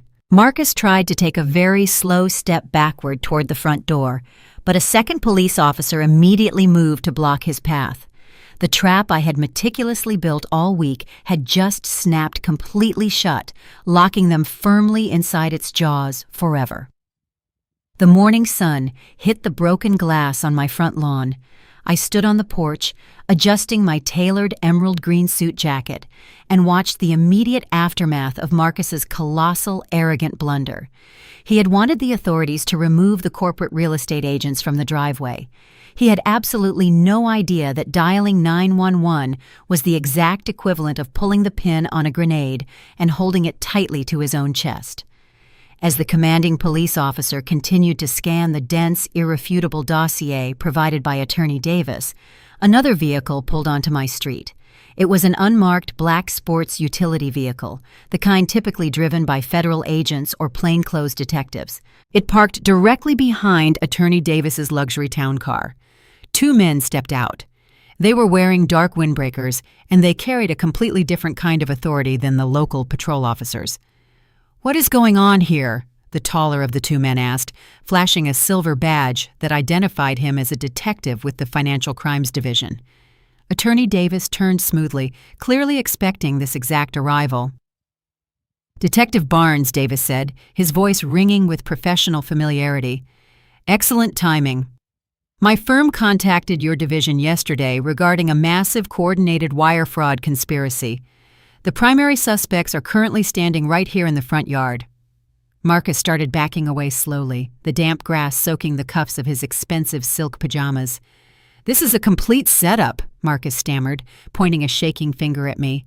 "My mother is crazy. She set this whole thing up because her dementia makes her totally paranoid. She does not know what she is doing." Chloe was hyperventilating now. She grabbed Marcus's arm, her eyes darting between the local police, the financial detectives, and the massive tow trucks that were still holding their luxury vehicles hostage. Before the detectives could respond, the front door of my house swung completely open. My 19-year-old grandson, Trey, stepped out onto the porch. He was holding his silver laptop in one hand and his smartphone in the other. He did not look at his mother or his uncle. He looked directly at the commanding police officer and the financial detectives. "Excuse me, officers," Trey said, his voice surprisingly deep and incredibly steady for a teenager currently dismantling his own parents' lives. "I think you need to hear this phone call. I believe it completely proves my grandmother does not have dementia, and it clearly proves my uncle and my mother deliberately orchestrated a medical extortion plot." Trey held his smartphone up high so everyone on the lawn could clearly see the screen. It showed an active, ongoing phone call. The caller identification boldly displayed the name Dr. Vance. Trey had used the backdoor access on Marcus's cloned tablet to initiate the call, spoofing the outgoing number so it appeared as though Marcus was frantically calling the corrupt physician. Trey tapped the speakerphone icon. The audio was crystal clear, cutting through the crisp morning air like a freshly sharpened knife. "Marcus, listen to me," Dr. Vance's panicked, frantic voice blasted from the phone speaker. "You have to pull the plug on this psychiatric hold right now. I cannot authorize the medical transport to pick up your mother this morning. The deal is completely off." Chloe let out a horrified, strangled gasp. She tried to lunge forward to snatch the phone from Trey's hand, but the commanding police officer instantly stepped directly into her path, placing a firm, heavy hand on her shoulder to hold her back. "Do not move," the officer warned in a low, dangerous tone. On the speakerphone, Dr. Vance continued his desperate confession, completely unaware that he was broadcasting his crimes to a front yard full of law enforcement officials.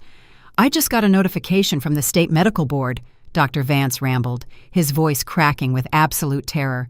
"They temporarily suspended my license 30 minutes ago.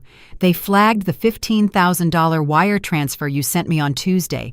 They know I accepted a bribe to forge the dementia affidavit for Gloria Washington. I am legally ruined, Marcus. If you proceed with the involuntary psychiatric hold today, we are all going to federal prison. Tell Chloe to cancel the transport van immediately. I am destroying my copy of the evaluation and calling my lawyer." Trey casually tapped the red button, ending the phone call. He looked at the detectives, his face a mask of pure, stoic resolve. He just confessed to accepting a $15,000 bribe to falsify a medical document, Trey stated calmly. "The wire transfer receipts are included in the legal dossier Attorney Davis provided." The financial detective looked at the commanding officer, then looked directly at Marcus. "Well?" the detective said, his voice dripping with dry, biting sarcasm. "I guess that completely clears up the sudden, mysterious onset of your mother's dementia." Marcus was completely cornered. His breathing was shallow and rapid. He looked at the tow trucks holding his Range Rover. He looked at the corporate real estate manager holding the eviction notice. He looked at the police officers holding the handcuffs. The sheer weight of his impending destruction finally crushed the very last ounce of his toxic arrogance. He fell to his knees on the wet grass, burying his face in his hands. Chloe, however, was not ready to surrender. She whirled around to face me on the porch, her face twisting into a mask of pure, unadulterated venom. "You planned this!" Chloe screamed, her voice echoing violently down the quiet residential street. "You set us up from the very beginning. You let us believe you were losing your mind just so you could steal the house and ruin our lives."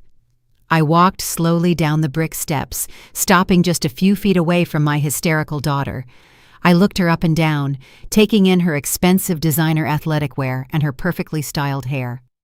"I did not steal anything, Chloe," I replied, my voice carrying the quiet, absolute authority of a woman who had just successfully executed a flawless corporate execution. "You forged my signature.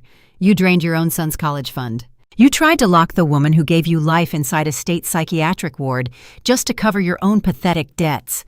I simply stopped being your victim, and I started being your landlord. And as your landlord, I am officially telling you that your lease is permanently terminated." The detectives had barely finished absorbing Dr. Vance's confession when another patrol car turned onto the street. It did not arrive with lights or sirens. It rolled slowly to the curb and stopped behind the unmarked financial crimes vehicle. When the rear door opened, Valerie Jenkins stepped out with an officer beside her. She looked nothing like the polished woman I had confronted beneath the salon dryer. Her hair was pulled back without styling, her face was bare, and she clutched a thick document envelope against her chest with both hands. The moment Chloe saw her, she made a sound somewhere between a gasp and a curse. Valerie did not look at me first. She looked directly at Chloe, and the fear on her face hardened into anger. Chloe started toward her. "Valerie, do not say a word," she shouted. "You need to call our lawyer before these people twist everything." The commanding officer immediately ordered Chloe to stay where she was. Valerie flinched but kept walking until she reached Detective Barnes. She handed him the envelope and said she had already given a full statement. Federal investigators had come to her office that morning after Attorney Davis's complaint, and the lender's fraud report reached the Financial Crimes Unit. Faced with the electronic notary records, the wire history, and the messages she had sent Chloe, Valerie had stopped protecting anyone. She admitted that Chloe asked her to stamp a loan package containing a signature she never witnessed. Marcus had sent the documents from an account traced to the home network. Valerie had kept the original PDF because she was afraid Chloe would later blame her if the scheme collapsed. Inside the envelope were printouts of the original file information, the notary transaction log, the payment record, and a written statement identifying Chloe and Marcus as the people who directed the fraud. Detective Barnes opened the envelope and compared the records with the dossier Attorney Davis had already provided. The identifiers matched. The timestamps matched. The originating address matched. Attorney Davis quietly explained that Trey's preserved router logs placed the forged transaction inside the house during a period when Gloria was documented on an active delivery shift across town. The lender's records showed the proceeds moving into accounts tied to Marcus and Chloe. Valerie's documents filled the remaining gap by proving how the false notarization entered the chain. For several long seconds, nobody spoke. Even Marcus seemed to understand that the story he had been telling himself was over. Then Chloe grabbed his arm and whispered something I could not hear. They both turned toward the front door at the same time. It was not a dramatic escape plan. It was pure animal instinct. They rushed across the lawn, apparently thinking they could get inside, lock the doors, destroy devices, or simply hide from the consequences. They made it 3 steps onto the walkway before the corporate security guards moved into position. One guard held up the recorded deed and calmly told them they had no legal right to re-enter the property without authorization from the new owner. Marcus screamed that it was his mother's house. The guard answered that it had been his mother's house and that the recorded ownership had changed. Marcus spun around and pointed at me. "Tell them, Ma! Tell them this is family property! Tell them you made a mistake!" His voice was no longer arrogant, it was pleading. I stayed on the porch. I told him I had made many mistakes where he and Chloe were concerned, but selling the house was not one of them. Detective Barnes stepped forward. The change in the atmosphere was immediate. He told Marcus and Chloe to place their hands where the officers could see them. Chloe began talking rapidly, insisting that I was confused, that Valerie was unstable, that Trey was a hacker, and that Attorney Davis had manipulated an elderly woman for a fee. Barnes let her finish. Then he said the evidence did not depend on any single witness. There were bank records, device records, messages, notary records, the physician's payment, the recorded extortion in my hallway, the fake intervention broadcast to counsel, and Dr. Vance's confession heard by officers on the scene. Her accusation that everyone else was lying could not erase a trail created by her own decisions. Chloe began to cry. These were not the controlled tears she had performed for her social media followers. Her mascara ran, her breath hitched, and her shoulders shook. She turned to me as another officer approached. "Mom, please," she said. "I am your daughter. You cannot let them do this to me. We have nowhere to go. We made mistakes, but families do not send each other to prison." I walked down the porch steps until only a few feet separated us. I reminded her that 3 days earlier, she had sprayed perfume in my face because she hated the smell of the work I was doing to survive the financial damage she helped create. I reminded her that she had paid a doctor to manufacture a diagnosis, arranged a false intervention, prepared to strip away my phone and identification, and planned to have strangers transport me to a facility so she could sell my home. She had not called those choices a family disagreement when she believed she would win. She had called them necessary. Chloe shook her head violently. She said she could fix everything. She would return money. She would testify against Marcus. She would take care of me for the rest of my life. Marcus heard that from several yards away and shouted that the entire plan had been Chloe's idea. In less than 10 seconds, the alliance that had survived years of theft collapsed into accusations. Chloe screamed that Marcus had forged the documents. Marcus screamed that Chloe had found Dr. Vance and pressured Valerie. Valerie stood beside the detectives, watching them turn on each other with a grim expression. I did not interfere. They were finally telling the truth in the only language they understood: self-preservation. Detective Barnes ordered them both to stop talking. He informed them they were being detained in connection with suspected wire fraud, mortgage fraud, identity theft, and exploitation of an elderly adult, with additional allegations to be reviewed by prosecutors. Attorney Davis quietly reminded me that charges and final counts would be determined after the evidence was formally processed. That distinction mattered to me. I did not need exaggeration. The facts were severe enough. As the officer placed the cuffs around Chloe's wrists, she looked at me one last time. Her expression moved from panic to hatred and then back to fear. She asked if I felt proud of myself. I considered the question. I was not proud that my children had chosen greed over decency. I was not proud that my grandson had been forced to document crimes committed by his own mother and uncle. I was not celebrating the destruction of a family. What I felt was something quieter and stronger. I felt safe. I looked Chloe up and down, from the designer clothes to the expensive shoes she had once believed were proof of success. "You complained about the smell of my hustle," I told her. "Now you can get used to the smell of the county jail." Nobody laughed. The line did not need laughter. Chloe closed her eyes as the officer guided her toward the patrol car. Marcus was placed in the other cruiser. Valerie remained with the financial crimes detectives to complete her cooperation paperwork. Trey came down the steps and stood beside me, his shoulder touching mine.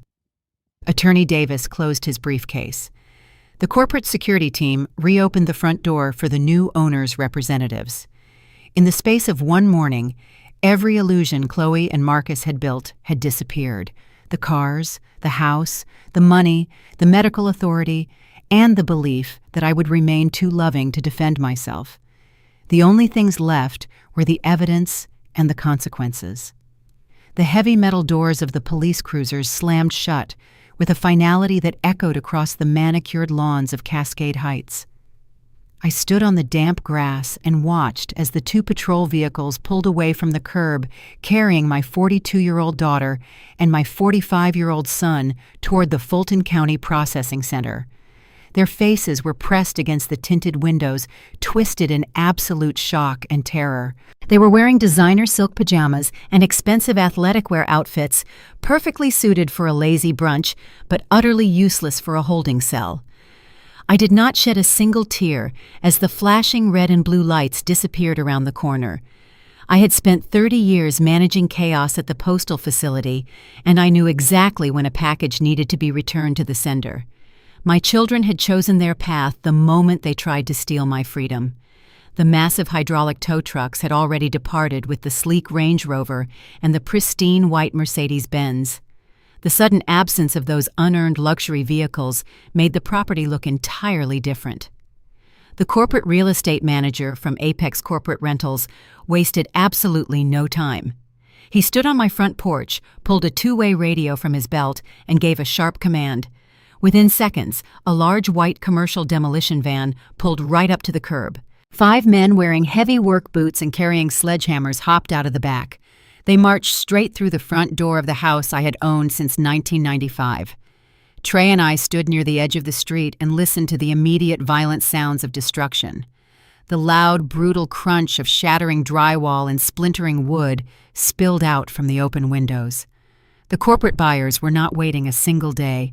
They were immediately gutting the grand formal dining room where Chloe had hosted her arrogant high society wine brunch just 24 hours ago. Every single trace of their toxic entitlement was being forcefully ripped from the foundation and tossed into a commercial dumpster. I turned away from the house and looked at my 19-year-old grandson. He was gripping his silver laptop tightly against his chest, staring at the demolition crew with a mixture of profound awe and complete exhaustion.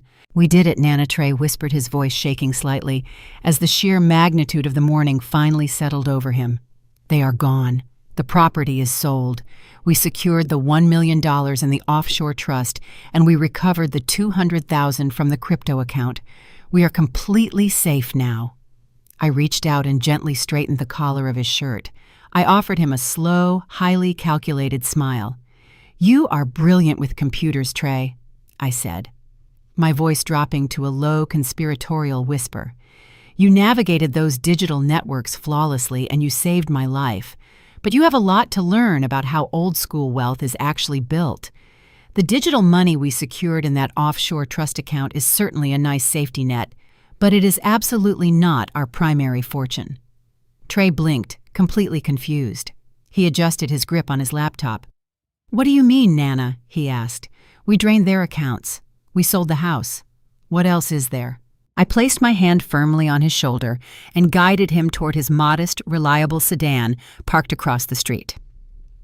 "Your grandfather was a highly intelligent man," I explained as we walked away from the noise of the demolition. "He worked as a senior postal inspector for decades. He tracked federal financial crimes long before cryptocurrency or digital banking even existed. He saw how easily digital assets could be frozen, seized, or stolen by greedy banks and corrupt individuals. He never trusted the modern financial system." We reached his car, and I waited for him to unlock the passenger door. "When we bought this house in Cascade Heights, your grandfather also quietly purchased a small, completely abandoned commercial warehouse on the industrial south side of Atlanta," I continued. "It was a terrible building, but the property had a deep, reinforced concrete basement. Your grandfather spent 3 years personally excavating a hidden climate-controlled vault directly underneath the foundation slab. It is entirely off the grid. It does not exist on any county zoning map or property registry."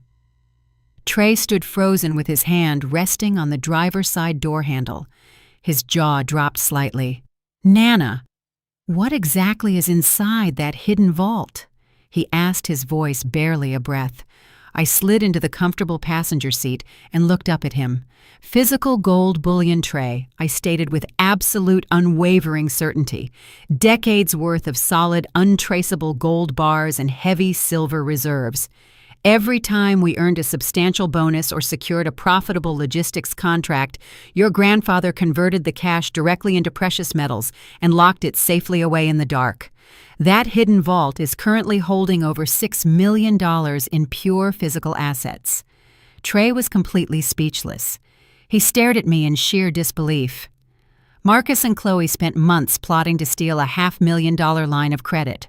They tried to throw you in a psychiatric ward for the house equity, and they completely missed the actual fortune." "They missed it because they are lazy," I replied sharply. They look for easy money on digital screens. They never understood the value of building something solid with your own two hands. The fraudulent loan they took out barely scratched the surface of our true generational wealth. I let them steal the house because the house was nothing but a highly visible decoy. Trey finally let out a massive, echoing laugh. It was the joyous, unburdened sound of a young man realizing his future was entirely bulletproof. He climbed into the driver's seat and started the engine. The modest sedan hummed to life, and we drove safely far away.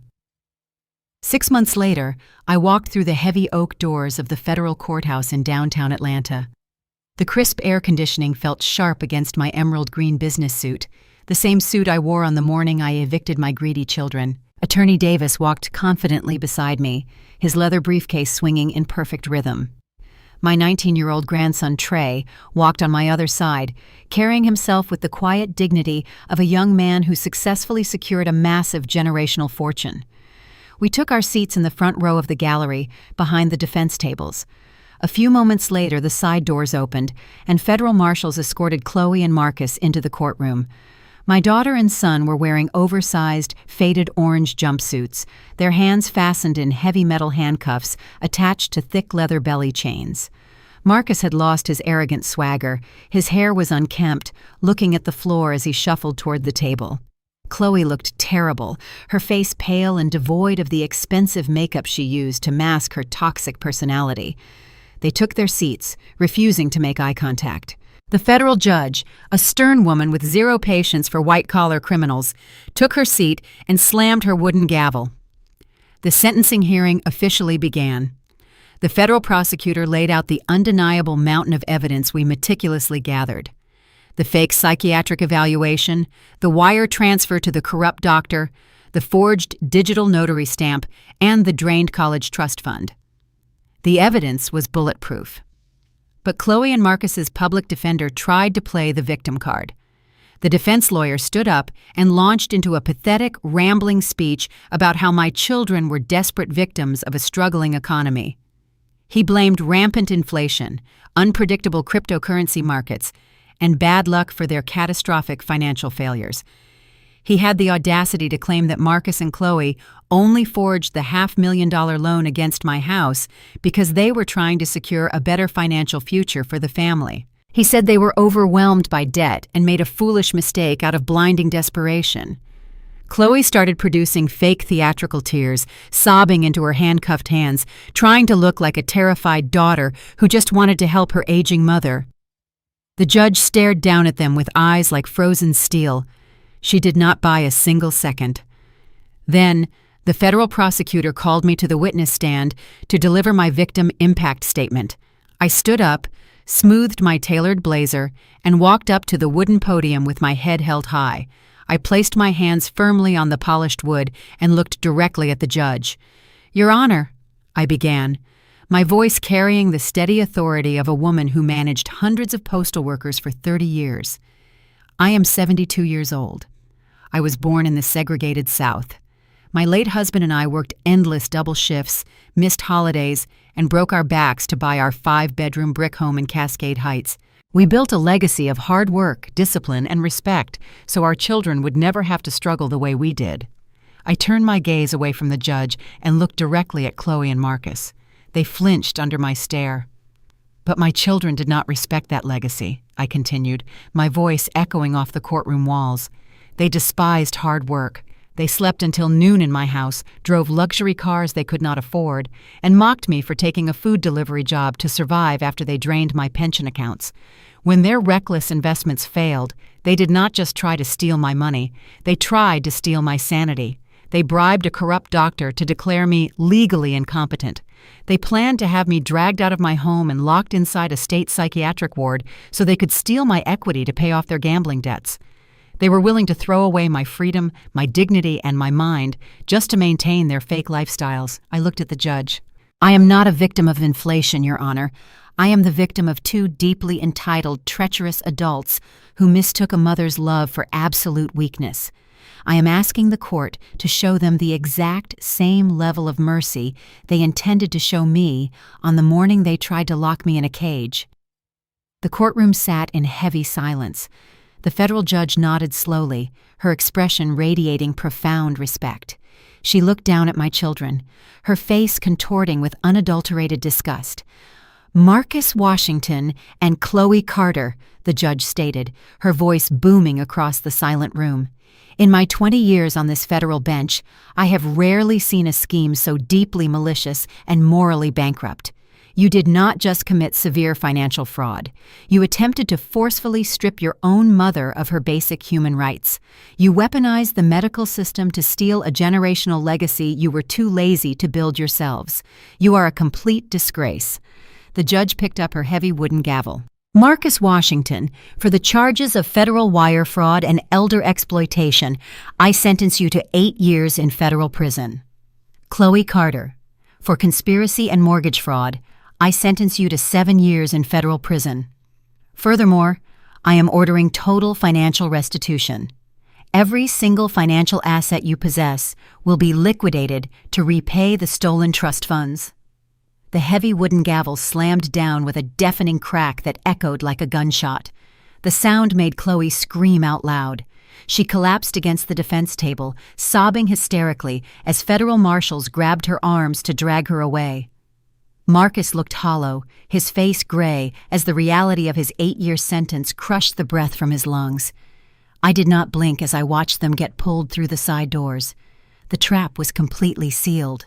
The heavy oak doors of the federal courthouse swung shut with a resounding thud, and for the first time in 3 long years, I stood on the pavement and took a deep breath of perfectly clean air. The absolute nightmare was officially over. Chloe and Marcus were currently trading their expensive designer athletic wear for state-issued orange jumpsuits, and the federal judge had guaranteed that every single stolen asset would be forcefully liquidated to repay the trust. But I was not going to sit around in a sterile waiting room hoping for the justice system to slowly process their pathetic remaining bank accounts. I already had my money securely locked away, and I had a legacy to rebuild from the ground up. 2 weeks after the sentencing hearing concluded, I finalized the extensive legal paperwork on our brand new life. I took the $1.1 million from the corporate cash buyer, combined it flawlessly with the $200,000 Trey had aggressively stripped from Marcus's hidden cryptocurrency account, and bought our new sanctuary. I did not want another sprawling brick house in the quiet suburbs. I did not want an expansive yard to maintain, and I certainly did not want a ground-level front porch where any scammer or ungrateful relative could simply walk up and knock on my door. I wanted an absolute fortress in the sky. I purchased a sprawling, ultra-luxury penthouse on the very top floor of a high-security glass tower right in the beating heart of Buckhead. The towering building required encrypted keycard access just to operate the private elevators. It featured 24-hour armed concierge security in the gleaming marble lobby, and it included a subterranean parking garage locked behind solid steel gates. It was completely impenetrable. My new home featured magnificent floor-to-ceiling windows, imported Italian marble countertops, and custom mahogany shelving built seamlessly into the walls. The heavy, suffocating memories of the Cascade Heights house were gone forever, reduced to nothing but dust and rubble by the commercial demolition crews who gutted it for the corporate buyers. But securing a beautiful home was only the very first step of my true retirement. My brilliant grandson had proven beyond a shadow of a doubt that his mind was our greatest weapon, and it was time to sharpen that blade into a corporate empire. Trey did not want to just finish his basic college degree and go work in a crowded cubicle for someone else. He wanted to build his own kingdom. I went down to the hidden commercial warehouse my late husband left us, the one entirely off the grid, and I liquidated a small portion of the physical gold bullion secured in that underground concrete vault. I took $3 million in pure, untraceable cash and fully funded Trey's new commercial cybersecurity startup. We leased a sleek, incredibly modern commercial office space in Midtown Atlanta. Trey officially dropped the humble title of college student and took on the formidable title of Chief Executive Officer. Within a single month, he had hired a ruthless team of young, hungry software engineers and digital architects who specialized exclusively in tracking financial fraud and securing massive corporate networks. They were the absolute best in the city, and they worked exclusively for him, hunting down criminals who tried to pull the exact same wire fraud scams his mother and uncle had attempted. I did not just write the massive check and walk away to play golf. I took a permanent, heavily fortified seat as the silent majority shareholder on his board of directors. I attend every single executive meeting. I sit perfectly still at the far end of the long glass conference table, wearing my sharp, tailored emerald business suits and my genuine pearls. I do not say much during these high-level negotiations, but I absolutely do not have to. I remember one specific afternoon last month when a venture capitalist firm tried to aggressively buy out Trey's proprietary software. The lead investor, a smug man in a terribly tailored suit, walked into our boardroom and immediately started talking down to Trey, offering a fraction of what the company was actually worth. He completely ignored me sitting by the window. I let him finish his insulting pitch. Then I set my coffee cup down, leaned forward, and recited his firm's exact debt-to-income ratio, detailing exactly how close they were to bankruptcy. I told him we would be acquiring his failing firm's digital assets within 6 months. The blood drained completely from his face, and he practically ran out of the building. The wealthy corporate clients who come into our office take one look at my unwavering posture and immediately understand that this company is backed by absolute iron. My daily routine today looks absolutely nothing like it did 6 months ago. The bright red insulated delivery bag has been permanently thrown into the city incinerator. I will never climb another exhausting flight of apartment stairs in the blistering Georgia heat to deliver a greasy $10 pizza. I will never smell like a fast food deep fryer again. The stained uniform is gone. The crushing, bone-deep fatigue is gone. The blatant disrespect I endured in my own home is completely eradicated. I wake up every single morning exactly when my body wants to. I step out of my custom king-size bed and walk across the heated marble floors of my master bathroom. I do not have to listen to Marcus aggressively complaining about the wireless internet router lagging his fake day trading accounts.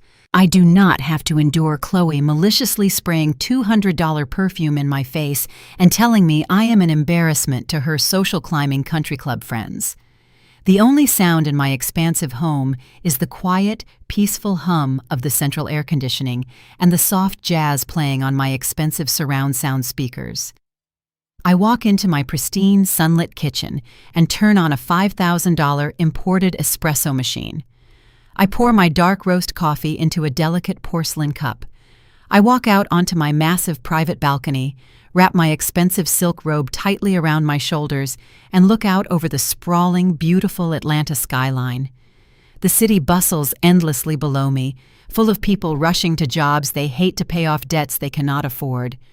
But up here, far above the clouds, I am completely untouchable. I built my fortune with my own 2 hands, protected it with my own fierce intelligence, and secured it for the only family member who actually deserved to inherit it. My greedy children foolishly thought they could easily bury me because I was an older woman. They tragically mistook my motherly patience for absolute weakness.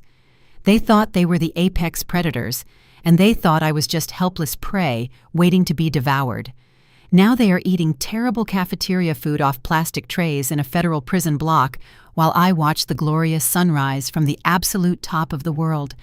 I protected my bloodline, I saved my grandson from financial ruin, and I rebuilt my entire legacy on a foundation they can never crack.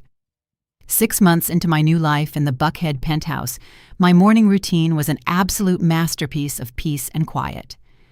I was sitting at my imported Italian marble kitchen island, drinking a flawless cup of dark roast espresso and reviewing the latest quarterly profit margins for Trey's cybersecurity firm. The numbers were astronomical. We had just acquired 2 major corporate contracts, and my grandson was proving to be a brilliant, ruthless chief executive. There was no screaming about lagging internet routers. There was no smell of burnt designer candles masking the scent of stale laziness. There was only the quiet hum of the central air conditioning and the breathtaking panoramic view of the Atlanta skyline spread out far below my floor-to-ceiling windows. My private building concierge, a polite young man named David, rode the encrypted elevator up to my floor to deliver the morning mail. He handed me a neat stack of sorted envelopes, bowed respectfully, and returned to the lobby. I flipped through the pristine stack.